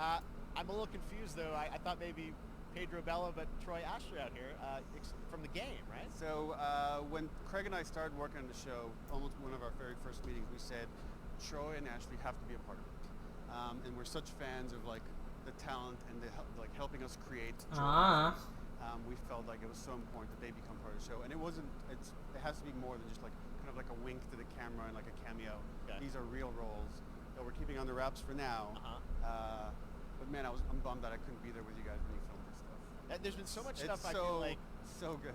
Just don't extend the show into Last of Us Part 2 and you got a good game. The complete secret that just stick to I hear very mixed things about Part 2. Kind of old hat. Like we've had except for today.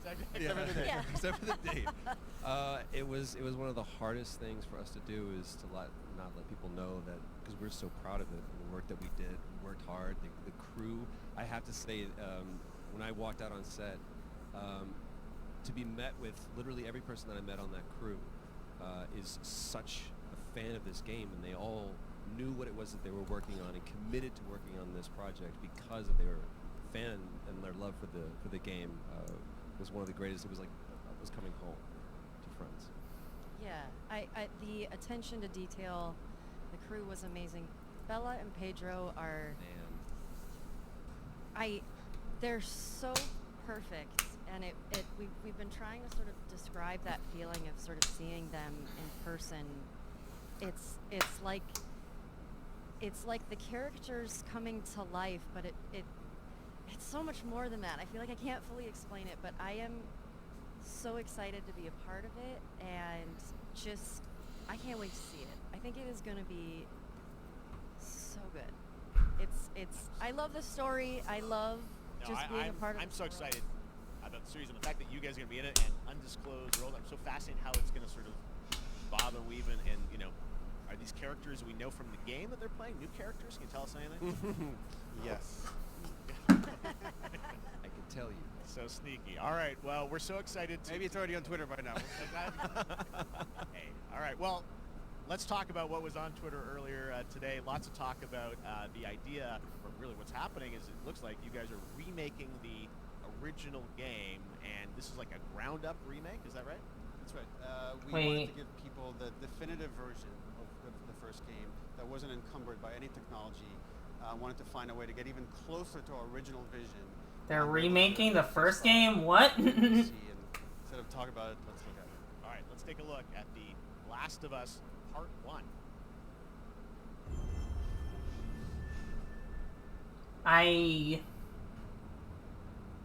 Okay then.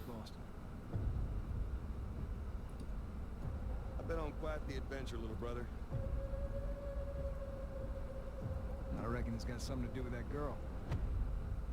It's got everything to do with that little girl.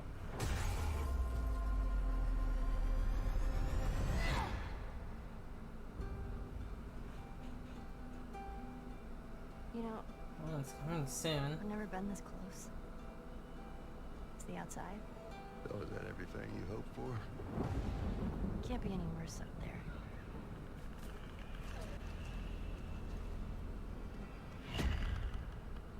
Can it? Yeah, like, is it really necessary to, like, And in this world, that's good for one thing. to, like, remake it already? I can take care of myself. How many close calls have we had? I get in trouble down there. You make every shot count. I got this.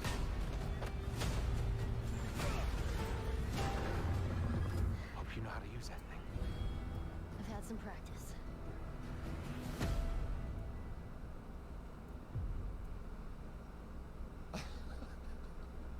Truly one of my favorite. I mean, I guess at least it's getting a PC release, but at the same time, it's like, Yeah, you're watching it in real time. It's because you did these knowing what happens in Last of Us 2 makes me not want to go back. You didn't go back in. I mean, you used the original. Yeah. Yeah, actually, we came up with a process where we could take the original animation that we did for the faces and kind of like retarget it on these new rigs that have a lot more fidelity. And then the animators went back and We're seeing studied side by sides here just how much it has changed. That you went and you redid the models, rebuilt everything. Everything was rebuilt from the ground up.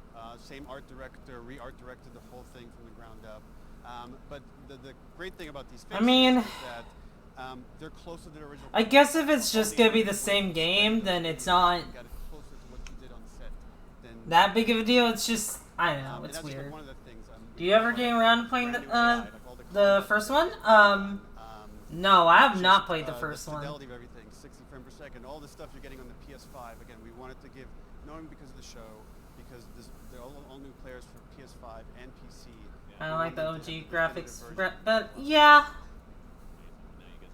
I mean, when was the last time you guys played the game? I mean, it's kind of like my issue with played it the Spider-Man remaster they did for PlayStation 5 because they just like redid the face for Peter Parker, and it does not look as good as like straight into how he looked in it's the last time I played the literally PS4 2 version. years ago, since we're celebrating the anniversary of Part 2 coming out. So I mean, it looks like I'm definitely going to be up for another playthrough of this. I can't wait to go back because you guys did such an amazing job on that original game. And It's really when you play it, when you see it in motion, it's really night and day from what it used to be. I imagine that think of The Last of Us 2 combat, but kind of that back in The Last of Us 1. Well, it's the whole all the new animation system, the new AI system, everything we've learned on like Uncharted 4, Last of Us 2, we apply to this again to give that definitive version. Just to give a quick shout out, this project is headed up by Matthew Gallant and Shauna Sky, and you'll hear a lot more about it and see a lot more about it over the coming weeks leading up to the release September 2nd on PS5. All right. And shortly thereafter on PC. We will look forward to it. Now, Neil, you've talked a lot about games directed by other people. What are you directing? You still making games? Yeah, I feel like remakes should be for just like fixing like issues with the game, just like making them. Talk about it. Maybe if someone in PlayStation wants to leak it, then we can talk about it. Otherwise, my gosh, shut up. Do you have a new project? Remakes that like fix like old issues, you know. I can be down with that, but just like something just like, oh, it's this game, but prettier. Summer Game Fest, and I am Which, so you know, excited that The Last of Us. I guess to be fair, that's just what some remasters do, but it's like very hit or All right, well, miss. that is going to do it. Thanks to Naughty Dog and PlayStation for that very special look at The Last of Us and the entire franchise. Oh, is that it? Are going. Very, very excited about that. All right, Summer Game Fest continues over the next few days. Coming up right now on this very stream is Day of the Devs with I Am 8-Bit and Double Fine, including an exclusive new look at the planet Atlanta. And then the Devolver Digital Showcase. Tomorrow, we've got Netflix Geek. Alright, I guess they're continuing it? I'm not sure. Streaming, along with the Epic Games Store Showcase. And then finally, Sunday, it's the Remake Xbox should be like Game FF7 Showcase. remake. Stream them all at summergamefest.com. Alright, so I'm curious, Mika. Do you see that with the mind with the ending? Because I know the ending of the FF7 remake is really controversial. I'm excited to share that Summer Game Fest will return in June 2023 as a digital. Oh yeah, the Resident Evil remakes. I'm very curious about the Resident Evil 4 remake that's coming out. And remember, there are more events and announcements to come. We'll see you soon. Like, thank you for. Oh. Okay, I guess that is over.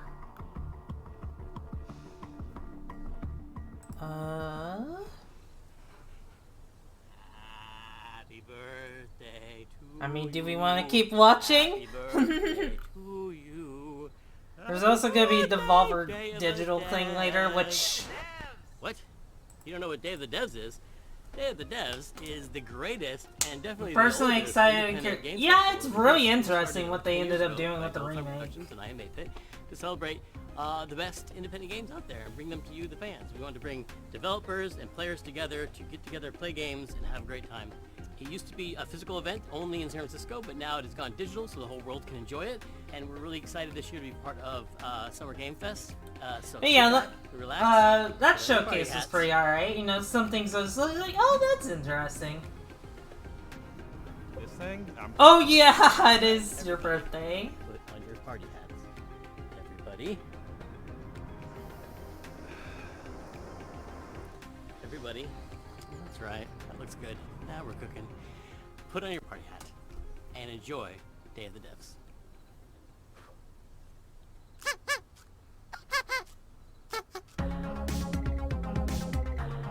10th anniversary day of the. We got a new one today. Is this is from a good friend Michael Frey and Rafael Munoz. Previously, Michael made a game called Kids with Playables that we published at Double Fine Presents, and this is his new one. It's That about F7 the theory limited rabbit time we hole have goes on Earth deep, yeah. told through the life of a fly. This is called Time Flies. Alright, so there's still Hello, games everyone. around, so. My name is Michael. You might know my work from a game called Flappy Right, Bird. this game. I co-founded a company called Playables where we made a game called Kids. But today we're gonna talk about this guy. Oh, hey, it's upcoming me. Project that is a collaboration with Rafael Munoz, who is the principal programmer on the game. The project we're Oh, Time collaborating on is Flies. called Time Flies.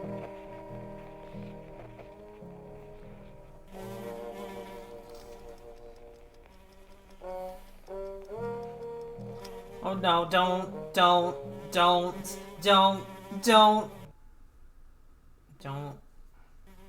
Time Flies is about our limited time in this world. In Switzerland, where I'm right now, we have a life expectancy of maybe 84 years. In the US, it's about 77 years. So you have a little bit less time to achieve the things you want in your life. Interesting.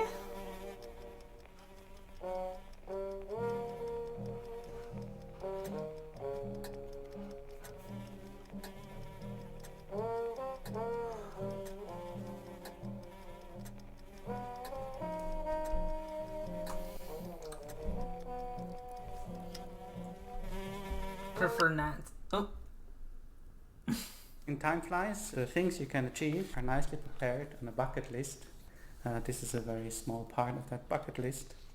So these are the things you can do in the world.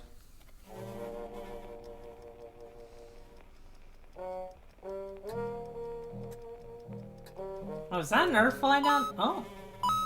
Uh-oh.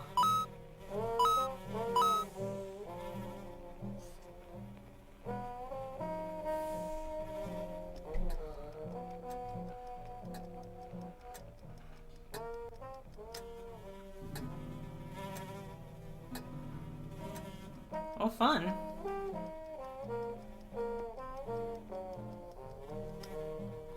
Oh, that's a drop shadow. Okay, I see.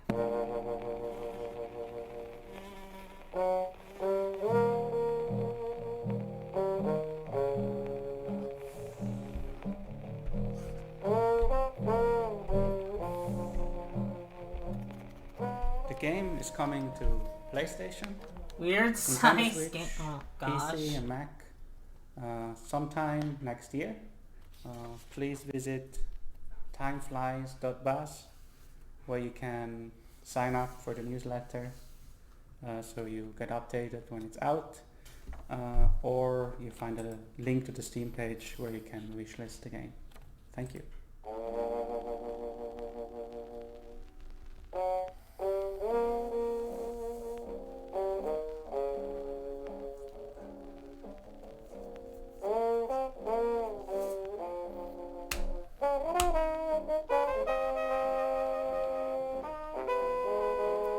You gotta go. Oh, alright.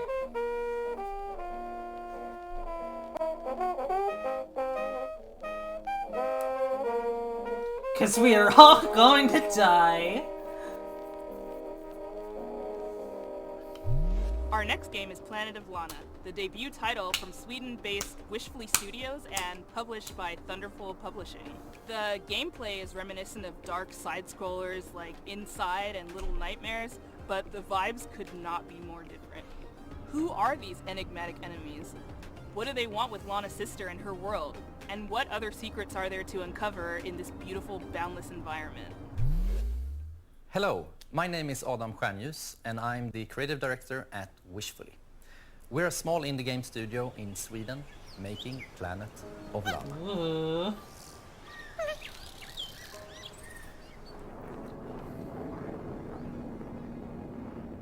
In our game you play a young girl called Lana, who is forced out on a mission to save her sister that has been taken away by an invading robot army. Early on in the game, Lana meets the mystical creature Mui. You quickly develop a strong bond and friendship to Mui, and she proves to be both intelligent and loyal. Aww.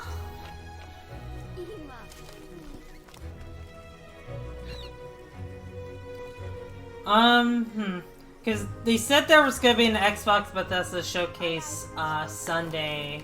Being her if own I can, personality, and I can't make Mui any also promises has things because of that she's D&D. afraid of. But actually, you know what? Yeah, I probably can't But stream being small Sunday and agile also because has of its D&D. advantages. For example, being able I was to gonna reach offer places if we that wanted you to can't. like do this again for Sunday since they're having the showcase that day.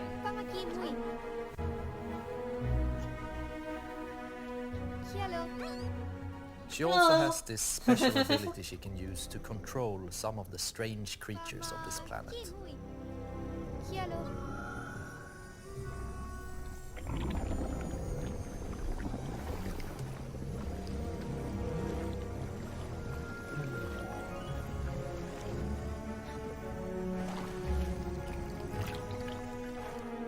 Together, you have to make it I like through how both this the game harsh looks. It's and pretty. beautiful It's pretty. environments of It's Nova. really pretty. Past dangerous robots, through deep and cold caves, unraveling long-forgotten mysteries that all lead to your destined future.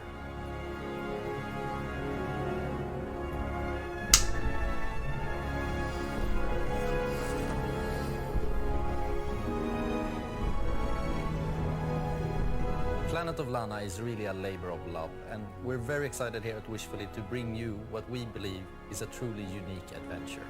And beyond the companion-based puzzle solving and hand-painted art style, you will experience an engaging story with twists and turns that hopefully will stay with you long after the credits have rolled.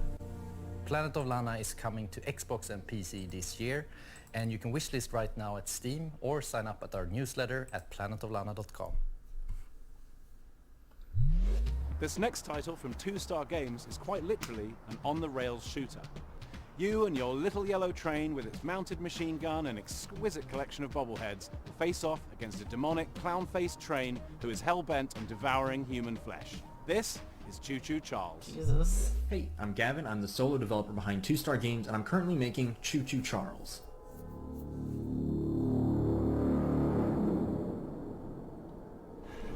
That's not creepy at all. Oh my god, what the fuck? This is the shit that, like, we mentioned about. Oh my god! It's an open world It's horror like game where you the navigate Spider an island Thomas in the a Train train. Engine meme. Upgraded over time Through and the use it years to was fight an Ib. evil spider train named Charles. There are a few indie games that, like, really stick with me, like, Had Time, If you pump Freedom enough lead into Planet, his face, that'll probably encourage Shovel him Knight. to run off and find something else to do.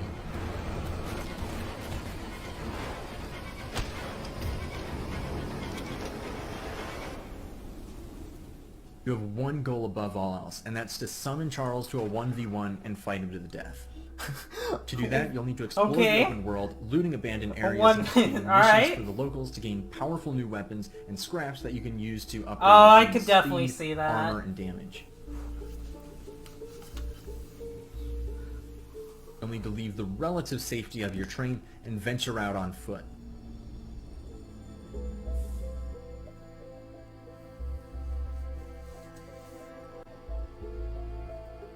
This is where things get really dangerous, with Charles constantly roaming around looking for his next meal, and camps of shotgun-wielding cultists looking for someone to feed to him. Shotgun wielding cultists. Oh, I'm guessing like those.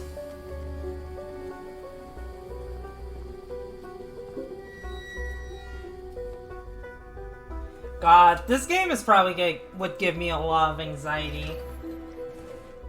Cute little psychological horror game, yeah. I think I've heard of Ib. Pretty sure I know what Ib is. After collecting 3 heavily guarded gems from abandoned mines around the island, you'll place the gems on one of the shrines, angering Charles and drawing him to your location.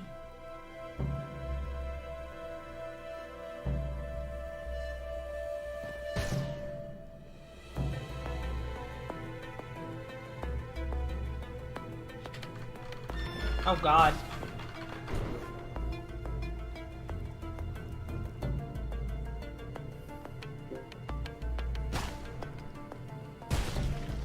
Ow. Best be careful out there, because it might be unwise to wander too far from your train.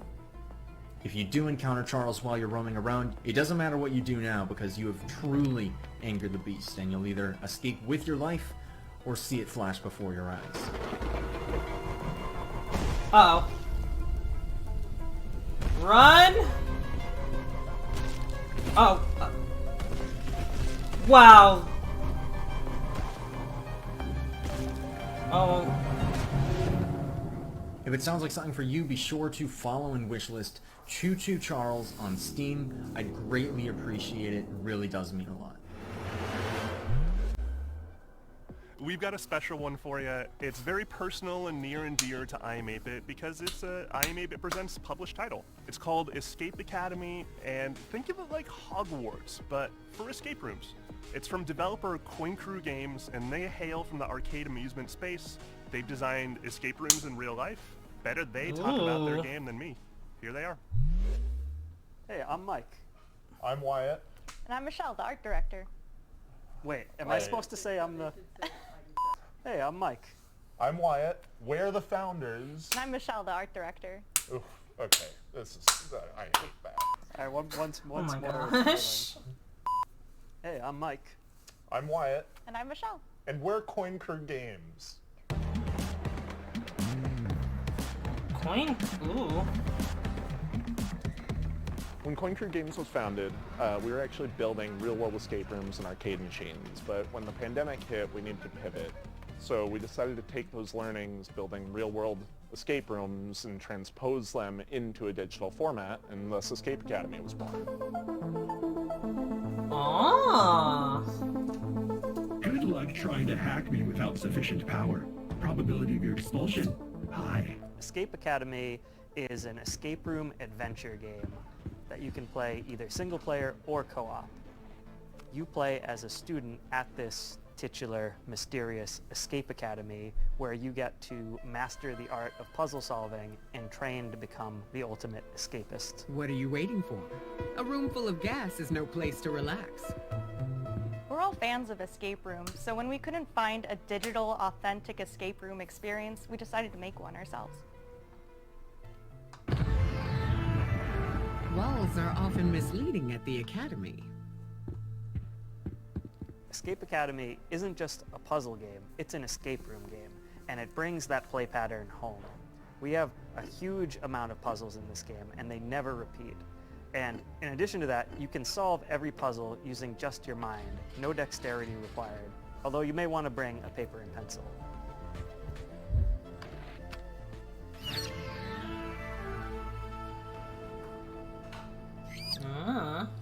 The academic theming gave us the leverage to create a wide variety of rooms that support the narrative and put players in situations they would never find themselves in real-life escape rooms.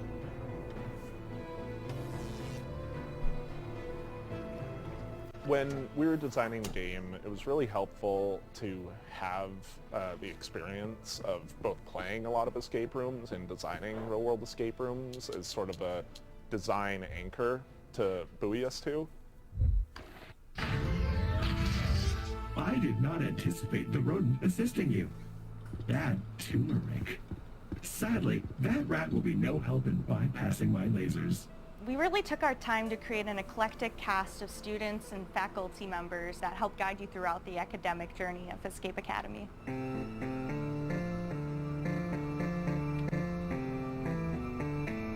Building on the lessons that you get in each room and raising the stakes throughout. I've never the done journey an at the escape room academy before. Was definitely a So design I'd be interested in trying it, and I guess trying this game since it looks pretty fun.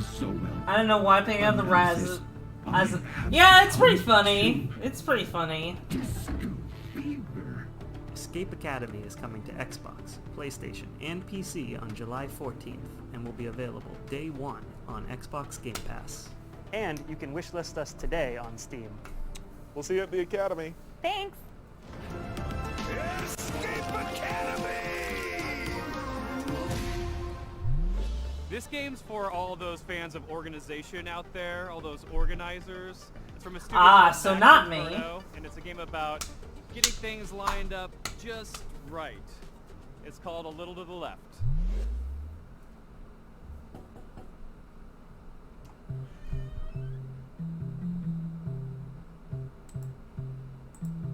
What?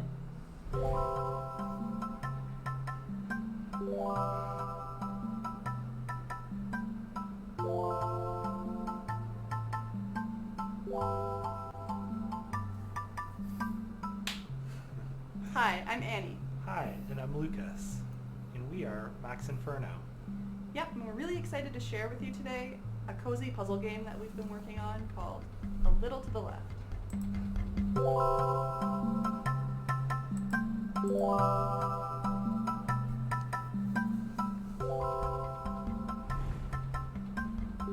Okay, there we go.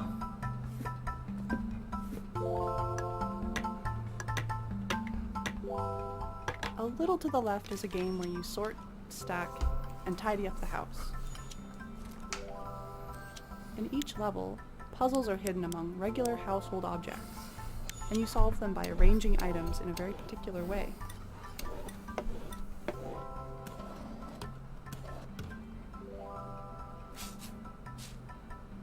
Many of the levels have multiple solutions. It's all about observation and imagining the different structures that could be at play. The game takes inspiration from our own home and some of our own little tendencies. Another big source of inspiration for the game is our cat, Rookie, who should be around here somewhere. Aww.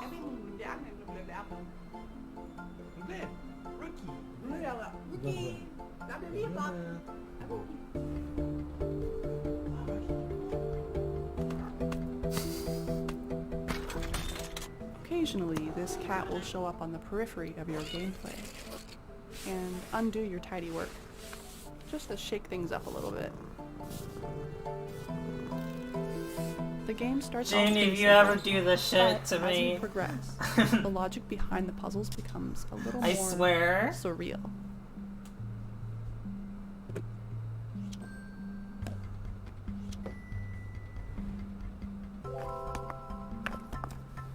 There is a lot to tidy up in A Little to the Left. Actually, every day brings something new. With the daily tidy delivery, you get even more out of our favorite puzzles. And you earn fun badges too. Well, thanks for stopping by. We hope you enjoy A Little to the Left when it God. releases later this year. See you later. Bye.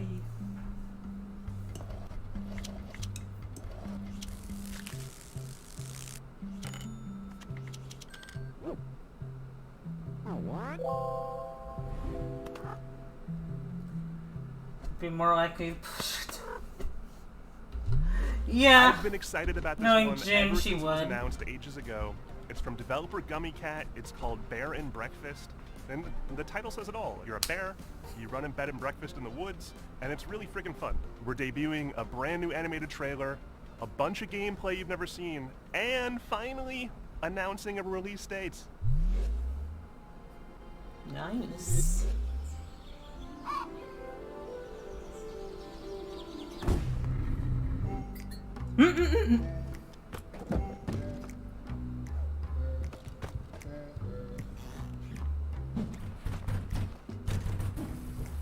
Is this like Untitled Goose Game, but it's just with a bear instead?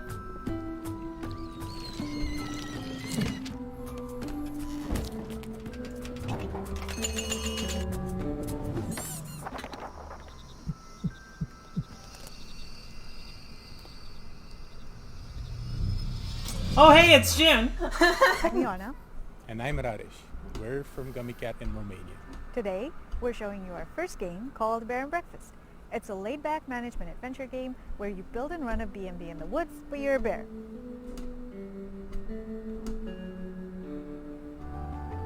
In Bear and Breakfast, you play as Hank, a young, curious bear from Silver Valley who lives in a small home with his mom and two best friends.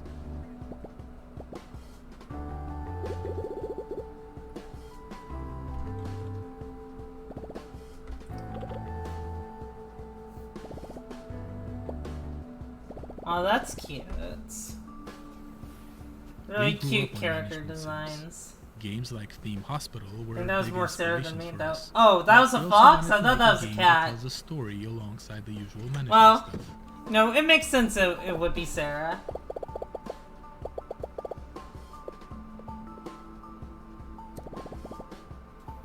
So it Purpling turns bear out that humans noises? are coming back for some reason, and they need a place to stay. There's old, rundown buildings all over the place, and you're just the bear for the job.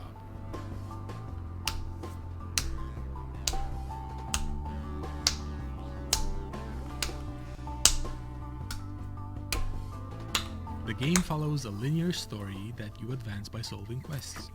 A lot of them involve finding materials, building rooms, crafting furniture, and decorating stuff. Oh.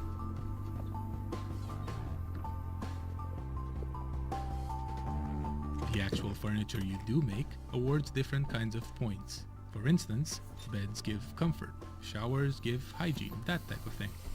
You have to make sure that your room scores are high enough to satisfy whatever your guests are asking for.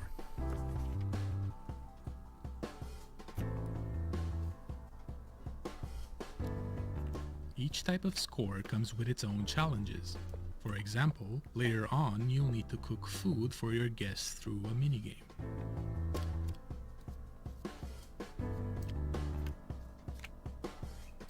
There's a lot more to Bear and Breakfast, but you can play at your own pace since the game won't rush you. Oh, and there's definitely no creepy subplot hidden somewhere in the forest. Creepy subplot. Okay. Definitely no creepy subplot. Not at all. We're very excited to be part of Day of the Devs this year, and we can't wait to introduce you all to Hank and his friends when Bear and Breakfast launches later this summer. Thank you.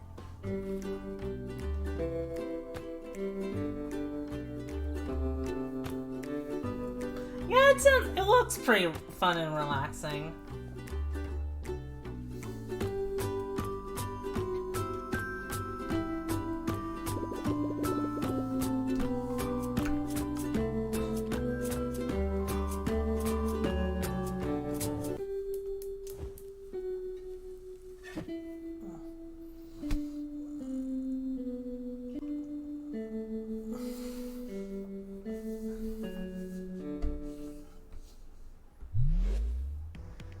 So I don't want to say a lot about this next one.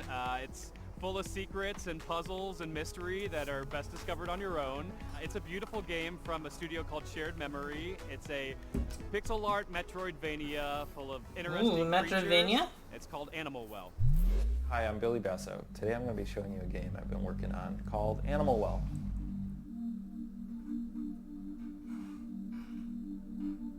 In Animal Well, you explore a surreal and sometimes dangerous pixel art labyrinth that is filled with secrets.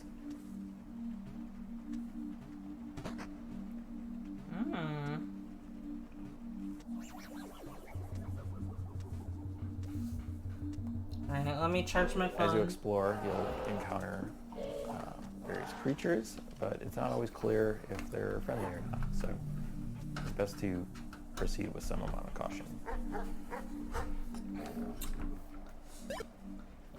We're probably not going to be doing Skyrim today, sorry to say. Throughout the game, you're going to find various items that will give you new abilities and help you solve some puzzles.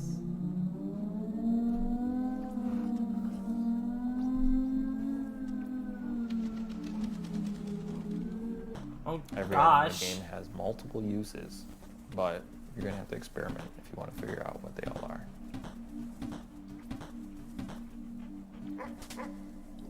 Aww.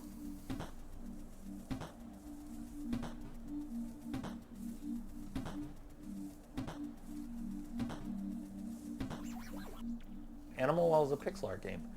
That's not just a pander to nostalgia. Instead, I'm viewing it as a technical opportunity. A 4K TV screen has 144 times as many pixels, but that means I have 144 times as much processing power to apply to each pixel. Throughout the game, you'll see a lot of things like fluid sims or dynamic lighting effects that haven't really been used in a pixel art game before. Whoa.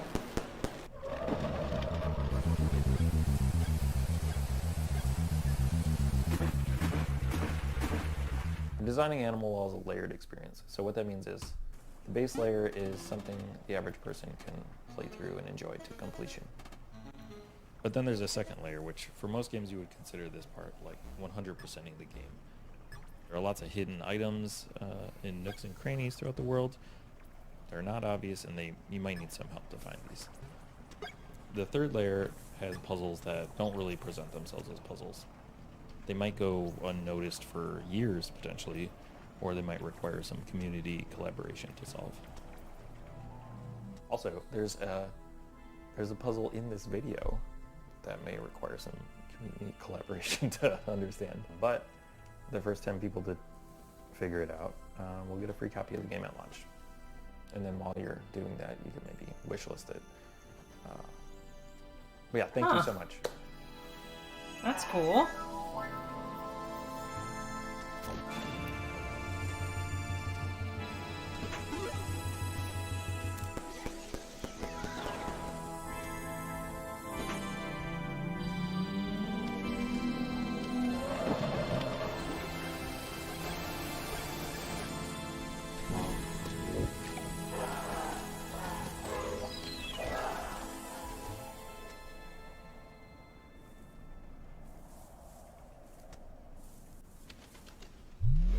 Next up is Naiad, a colorful exploration game where you play as a water nymph, traversing a zen and peaceful world.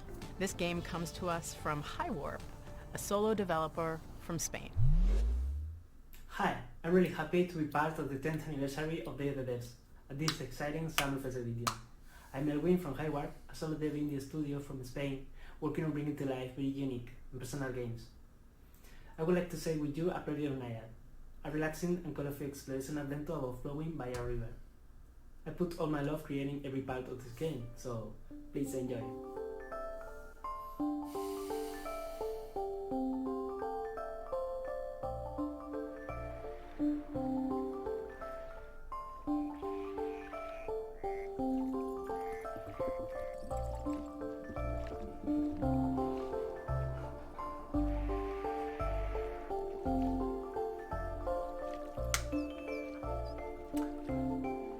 This looks pretty The fun. journey starts with the birth of a little water nymph at the spring of the river.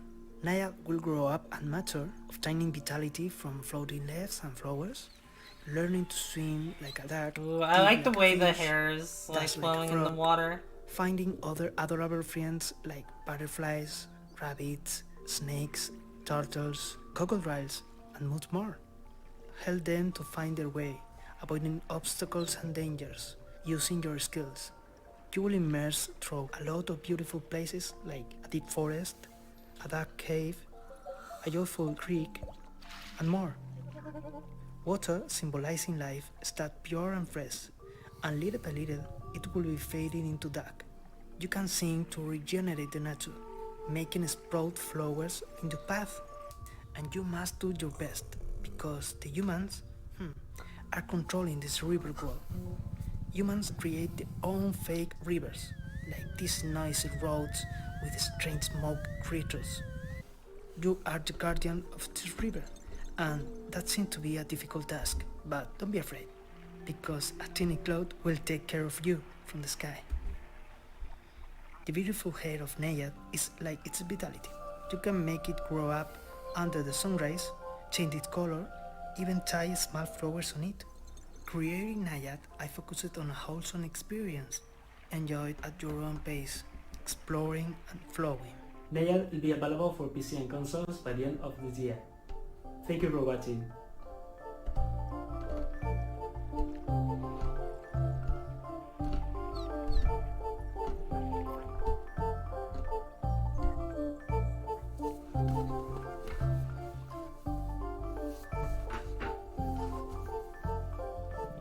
Yeah, it's really cute.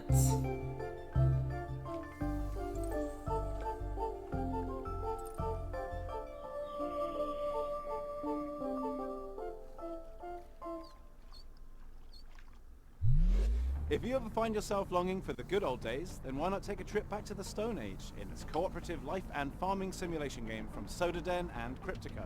Hunt and gather to care for your settlement, explore the ancient world around you, and best of all, become a friend to the mammoths. This is Roots of Pachá. Hi, I'm Timo, co-founder of Sodaden along with my brother. Hi, I'm Karen, the narrative designer. We're based in San Diego with the rest of the team in Argentina. Hola a todos, I am Dancer, the main artist. And I'm Johnny, Timo's brother. We are the team developing Roots of Pachá, a farming sim set in the Stone Age where you help your clan develop the ideas that shape humanity.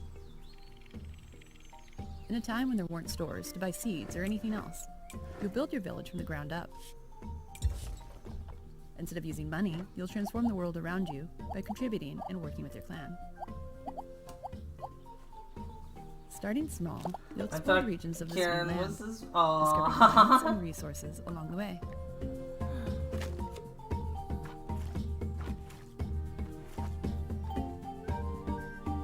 Many of the ideas you developed were the cornerstones of early civilizations like farming, domesticating animals, and the creation of tools that are now common.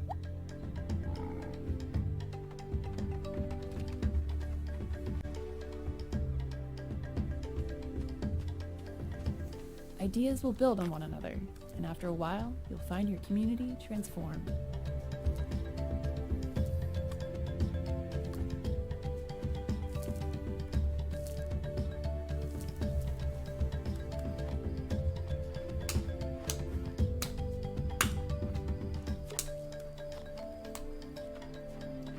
You'll venture into the caves to meet the spiritual world, to try and explain who you are and why you're here.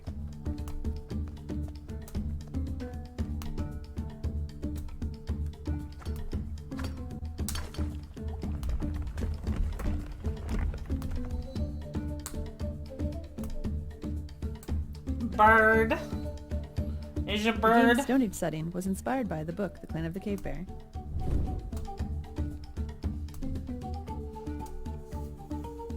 Wow, suddenly I'm getting like Brother Bear vibes from that wall.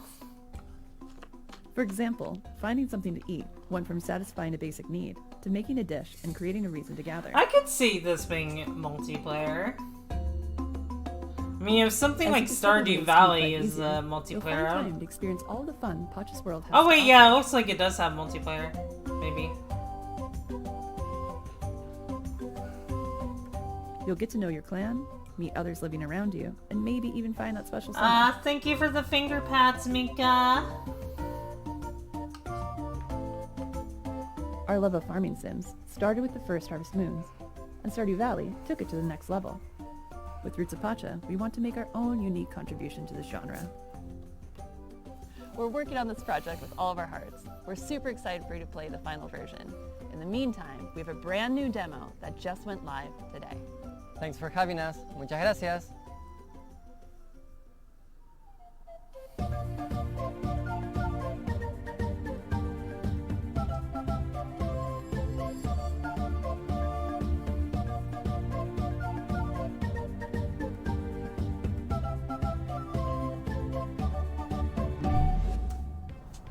And now I am very pleased to present a world premiere from our friends at Us2 Games, the folks who brought you Monument Valley, Alba, and a bunch of other really, really cool games.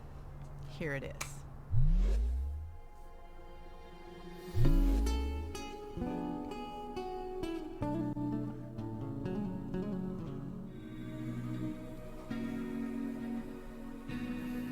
What was that one called again? At Us2 Games, we really try and take what's meaningful and great about games and deliver that to everybody. So with Monument Valley, we made people care about a character for the first time if they've never really engaged with games very much. And with Alba Wildlife Adventure, we took open world games and packaged that into a kind of theme about saving an island that more people are going to want to engage with than just the hardcore. And with this game, what we really want to do is take these genres that we really love, like roguelike games and turn-based tactics, add a little bit of sports game in there as well, and themes about dreams and conflicting fears, and really package that together into something that feels really unique. In the game, you play the role of Desta. He's a young person in their early 20s. He's coming home for the first time, having not left home in the very best way. Their relationship with their mother and their family and their friends, there's a few of them that were a little bit broken. And they were broken because they didn't really have the words to say. And their father, who used to be a big part of their life, unfortunately passes away, and they don't have those tools and that person to lean on to bridge that gap.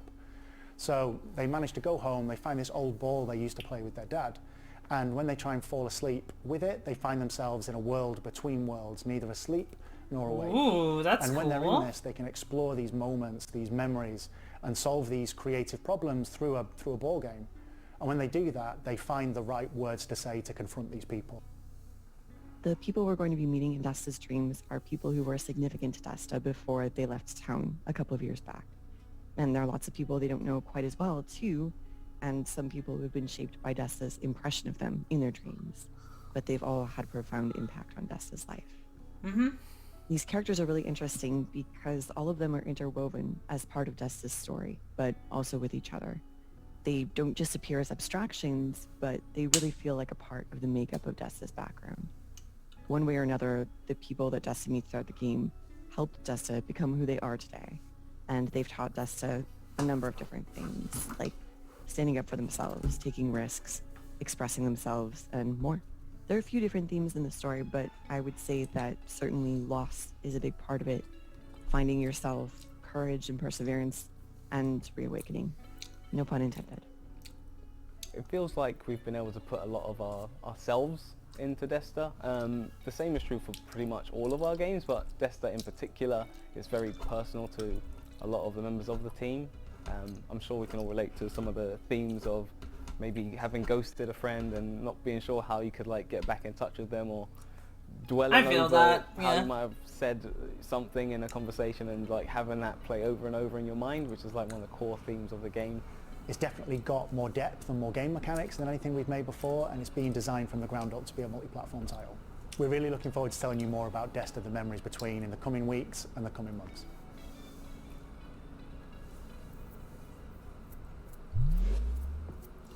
This next game is called Shim. It's a shadow platformer. You're a little blobby character platforming around inside shadows in a game with a really cool minimalist graphic art style. I hope you like it. Hi, I'm EnVtuber and I'm the developer of Shim. And I'm I Niels from remember Xbox, there was and I a help game develop similar Shim. to that idea, We're located just like in the north of way the back in the Netherlands in a town day. called Leeuwarden. Like I remember We're a seeing team it of on two, plus X-Play. the talented people at Moonseller. I don't know if this is that exact game. Yeah, it's not that exact game, but...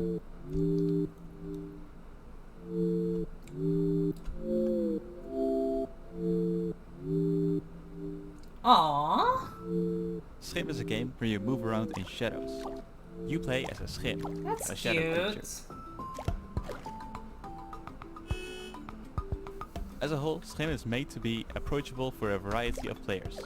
At its core, it's about jumping around in shadows and platforming towards the end of a level.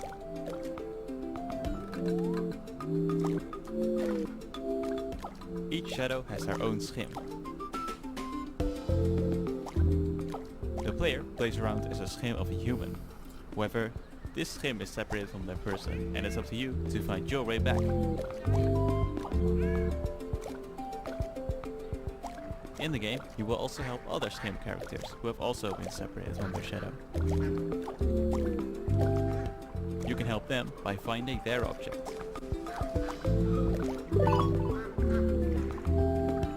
Ah. Schim takes big inspiration from the feeling of playing as a child. Aww. Playing This imaginary game looks games really with made up cute. rules. Move around in shadows and jump Yeah, to the next shadow. basically, Jin.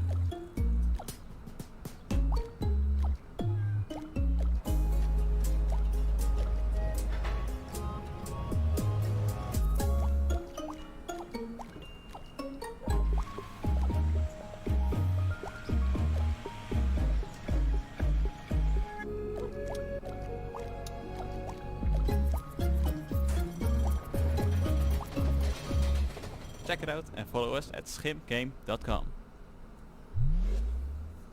Hi everyone, and thank you Dev the Dev for having us this year. I'm Anne, the manager of Asobu, a community hub for indie game creators in Tokyo. We have a space where people can come to work and meet other people, do small gatherings. Oh, And that's we are helping fun. Japanese devs by introducing them to platforms, console publishers, helping them on marketing, or as usually they don't speak English, helping them to apply to overseas events like this one. And we're also doing a lot of online contents and streams, like our big Asobu Indie Showcase, which will be aired this summer in English and Japanese, or our monthly stream indie collection, and What was podcasts that and many one other with things you like can the check on psychic YouTube and one? Twitch. Because that looks But first, let's check cute. two really cool Japanese titles. Fox and Frog Travelers.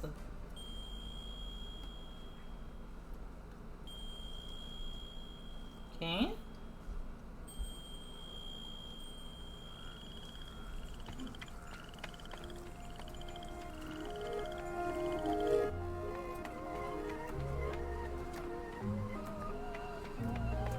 Oh, this looks cute. Fox and Frog Travelers, The Demon of Arashino Island, is a 3D action adventure game with a Japanese-inspired atmosphere. You will play as Fox, a girl who finds herself on Arashino Island and starts traveling with Frog. Torii gates, fusto, lantern and neon gives light and color to the island. But something is lurking in the shadows, inching even closer. Oh, Jesus. Oh, no! Oh, Jesus Christ. Fox and Frog Travelers is developed by Rias, an illustrator and concept artist that came up with the idea for it, based on one of his illustrations.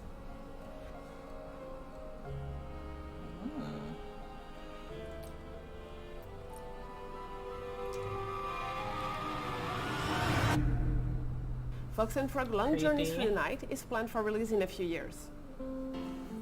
In years, okay. Goodbye, world.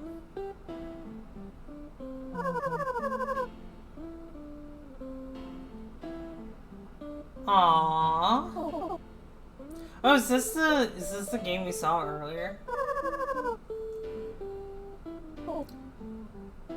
June, I think you know what to do with this bot. first game of the young solo developer Yo Fuji, Goodbye World is a narrative game about two young indie game creators. Oh, that's the cute. Saikuni and the extrovert Kumade.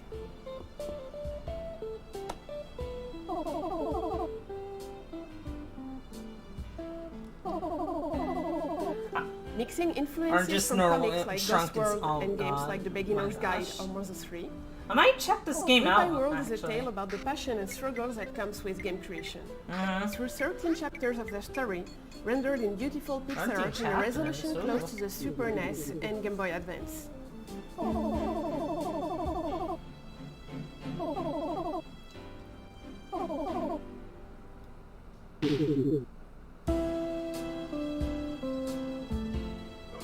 Goodbye World is due out on Steam later this year. If you like this game, don't hesitate to wishlist and to follow the data on Twitter. I'm gonna keep an eye out on that game. That game, indie scene I actually do want to check out that you game. can follow us on Twitter, on Discord, chat with us, and watch our indie game showcase, which is coming this summer. And thank you again for watching, and Day of the Dead for having us.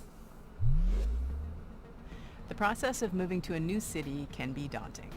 Our next game, Birth, from solo developer Madison Carr, who hails from Chicago, explores the idea of quelling loneliness through this puzzle adventure. Hi, my name is Madison, and I'm making a game called Birth. Birth?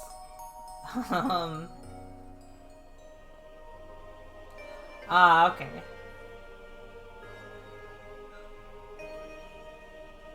To be... Oh my god, Mika, shut up! Birth is a point-and-click puzzle game about living alone in a large city. Interesting. In order to quell your loneliness, you decide to create a creature, a friend, a partner for yourself, by collecting spare bones and organs that you find while traversing the city. Interesting. You will explore libraries and post offices and museums and cafes and apartments that don't belong to you.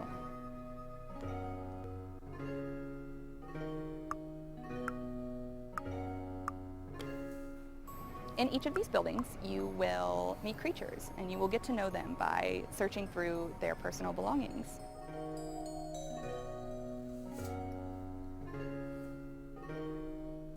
Their laptops and phones, their cabinets and their notebooks.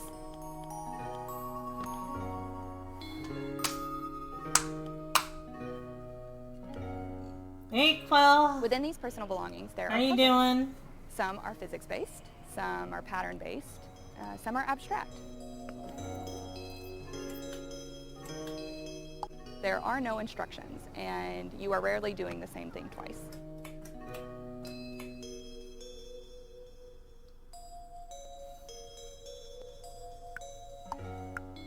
Alongside the main game, there are optional hidden tokens that you can find to unlock secret buildings and treasures.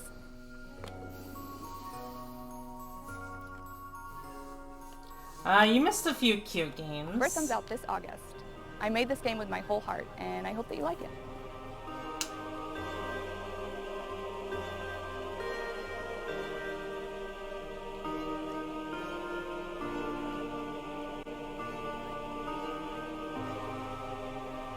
Thank you for the finger pats, CPU. I gotta go see you. Oh, okay, then later, CPU.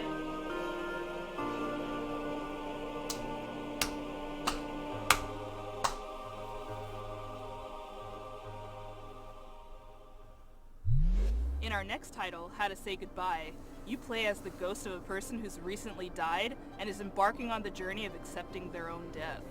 The mechanics underscore the message that there's always a way through grief. You may get stuck, but you can always stop, reevaluate, and keep moving. It's all just part of the puzzle. Hi, I'm Florian, co-author of the upcoming narrative puzzle game, How to Say Goodbye.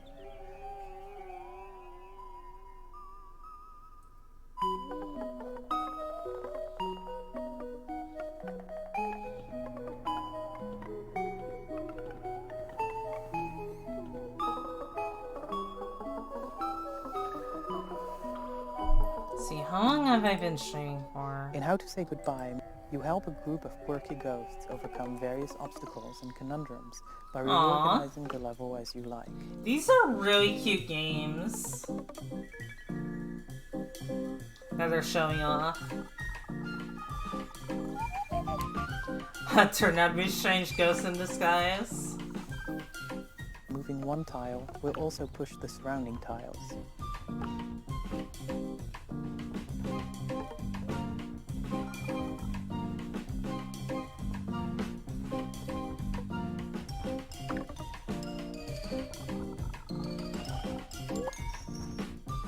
Oh, that's fun.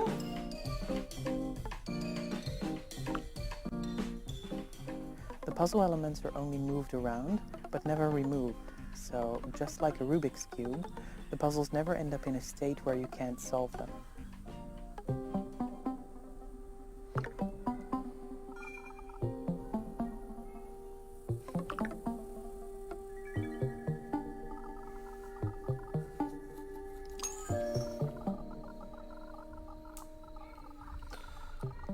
Follow various characters looking to discover why they are still here and how to move on while trying to escape the grasp of an evil wizard who doesn't know how to let go.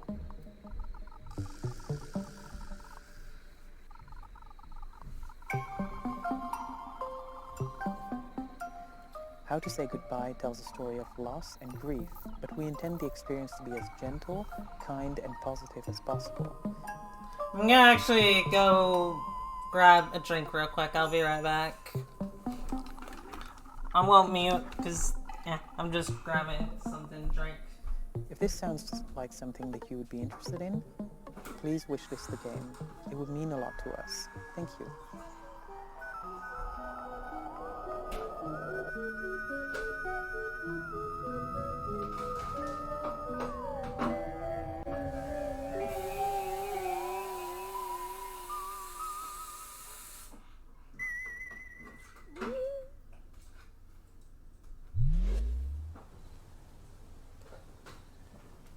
Oh, hi.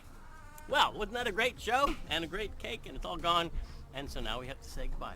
I hope you liked that. I hope you liked all the games. Thank you to all the developers for making such fantastic games and for bringing them here for everyone to enjoy.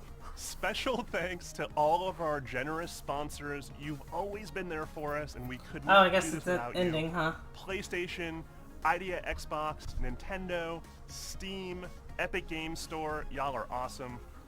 Thank you.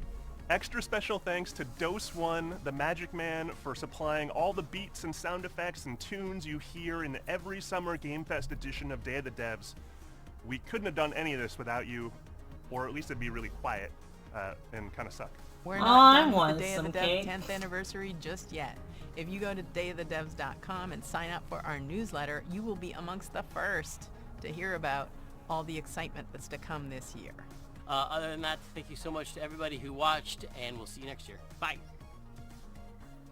Bye. We'll see you next time. Aha! You thought it was over, but it is actually not. Day of the Devs continues with a special after-party performance. Oh, of I'm on. only Peter I'm on. Bergman of Anamanaguchi fame. Yeah, that. New music from a game you've probably never heard of. It's called Little Nemo and the Guardians of Slumberland. And the reason you haven't heard of it is because it's debuting on Kickstarter at this very freaking moment. Enjoy. Nice. See you later. Thanks for tuning in to Day of the Devs Summer Game Fest Edition. Bye.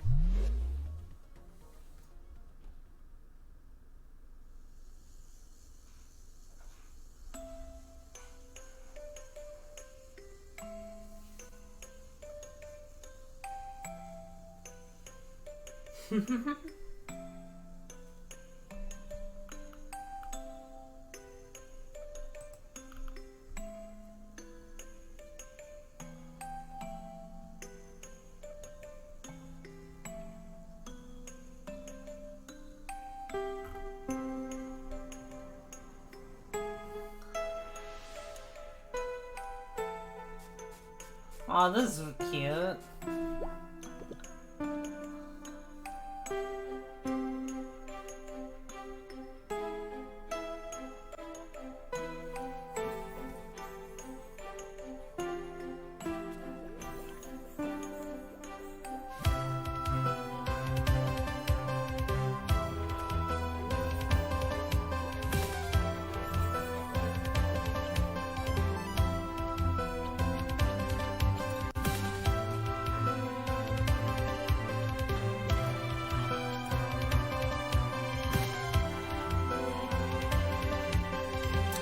Yeah, I like their music too.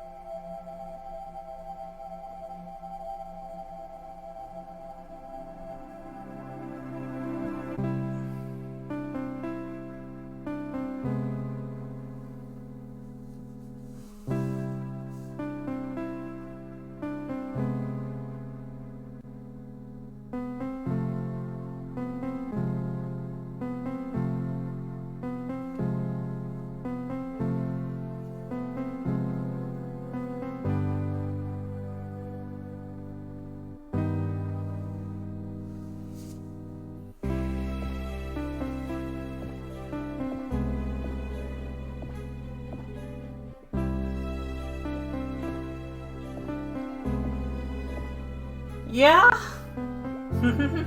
It's really calm and relaxing.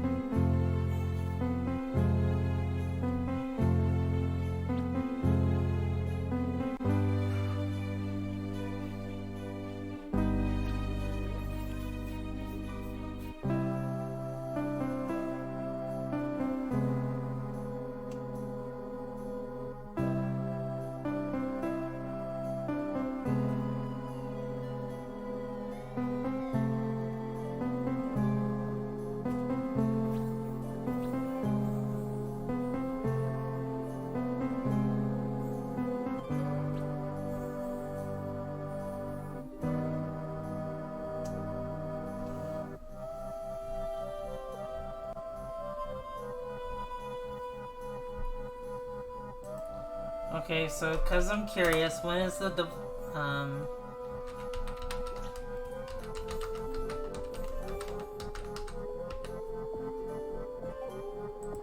yeah, when is that gonna be?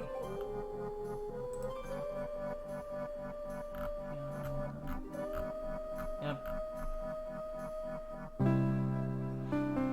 Oof.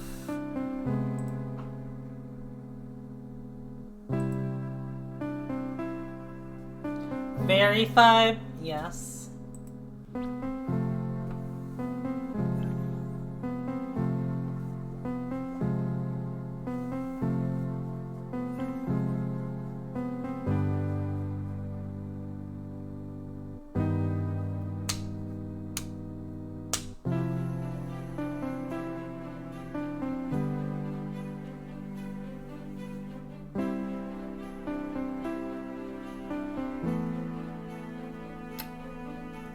So I think once this is over, I'm probably gonna call it a stream.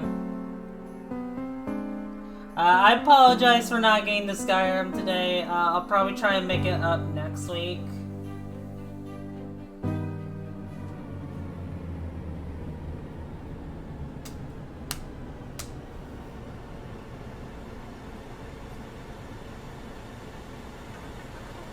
Yeah. Why did things get creepy?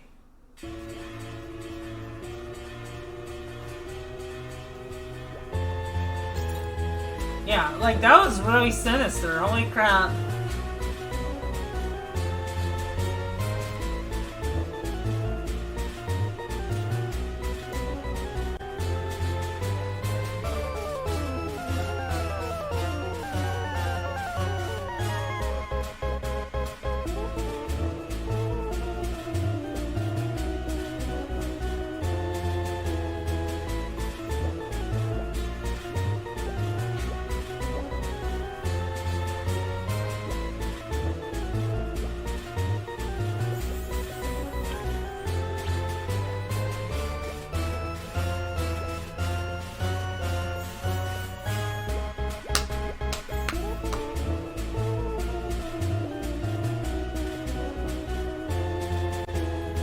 Oh, that's cute.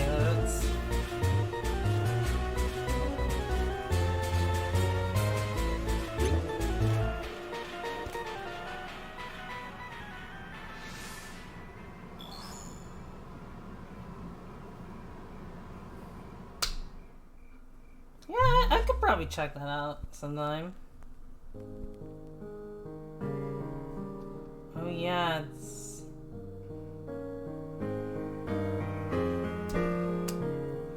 on July 28th? Is this the... oh right, this is for the indie showcase.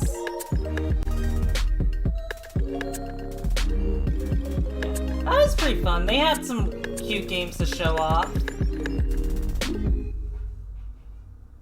In terms of main Summer Game Fest, no, it didn't really catch my attention all that much, but it's also just like the Xbox Bethesda showcase will probably catch my interest more. I'm also not entirely sure if I'm gonna live stream that.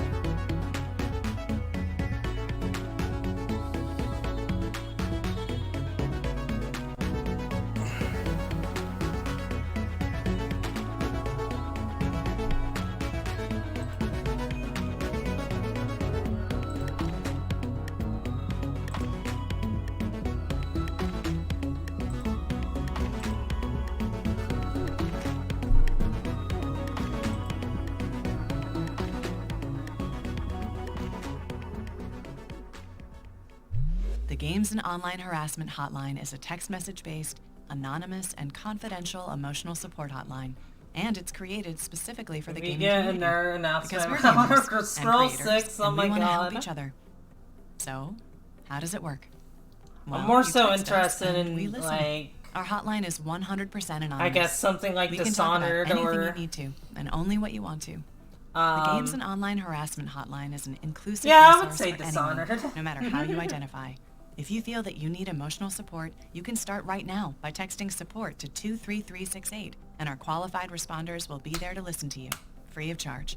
Reach out, get help, and let's make this community a better place to work and play.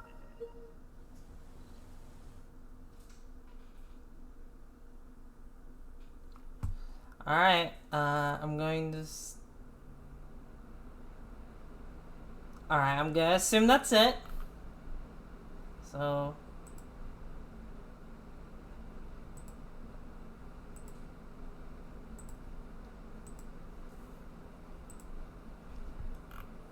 there are a lot of Bethesda games, I'm curious. Yeah. Another Fallout would be nice. Yeah, be nice.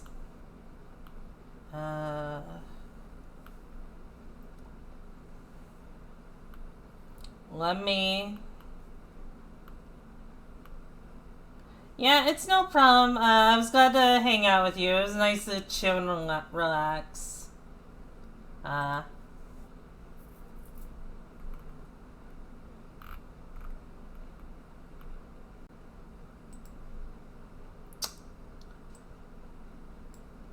Yeah, surprised to not really see any Sonic Frontiers, which I thought we would see, but I guess not. So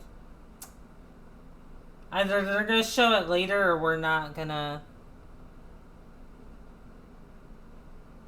Actually, aren't we gonna get like a trailer or something for Sonic Prime tomorrow? I think it was.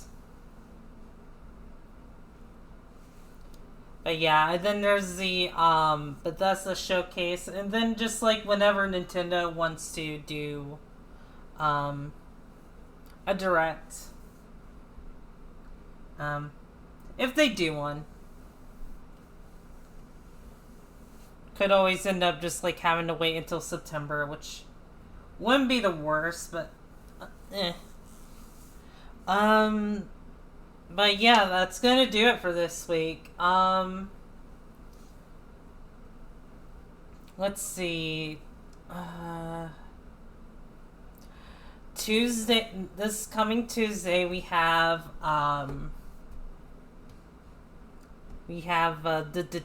Shantae Half Genie Hero. Gonna continue doing the 100% run for that.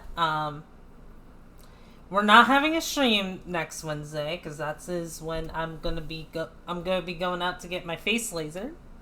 And next week we should be doing Skyrim. Yeah. For reals this time. Yeah, I apologize for no Skyrim today.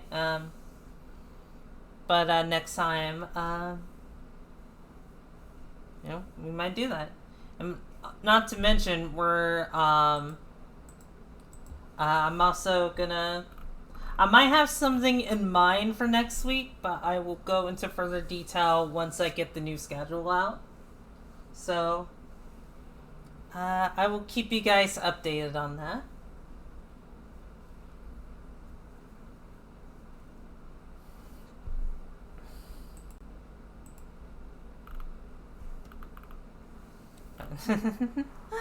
I can't wait to... Actually, did you post it, June? I'm curious.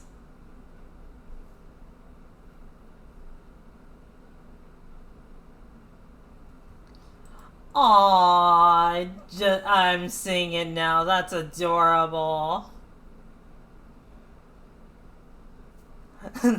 That's so cute.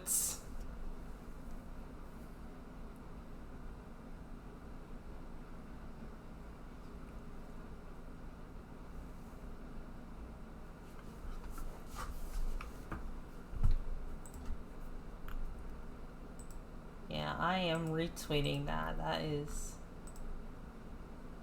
adorable.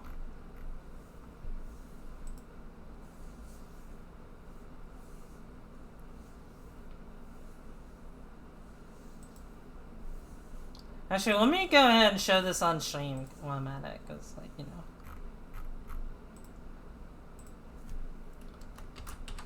June. Yeah, I'll go with that.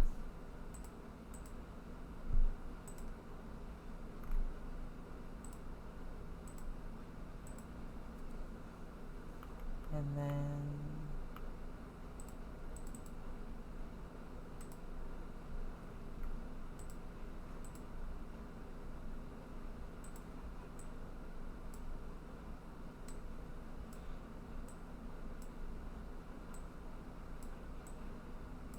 Jeez, this is a big picture, huh? Hold on. Hold on.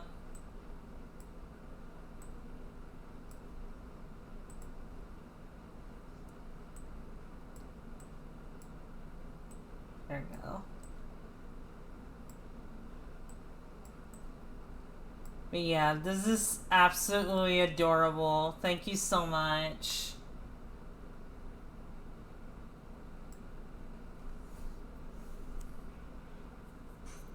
And I'm happy I could have that effect on you.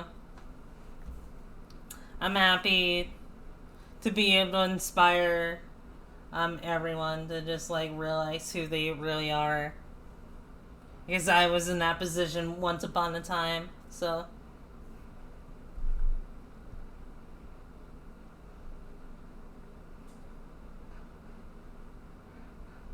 Oh, this is so fucking cute.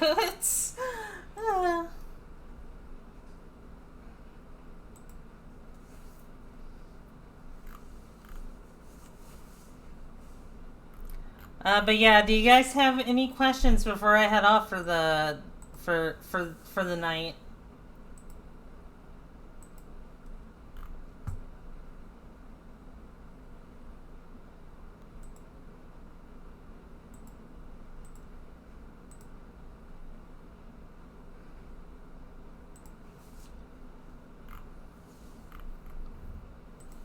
Retweet on my other account, because why not?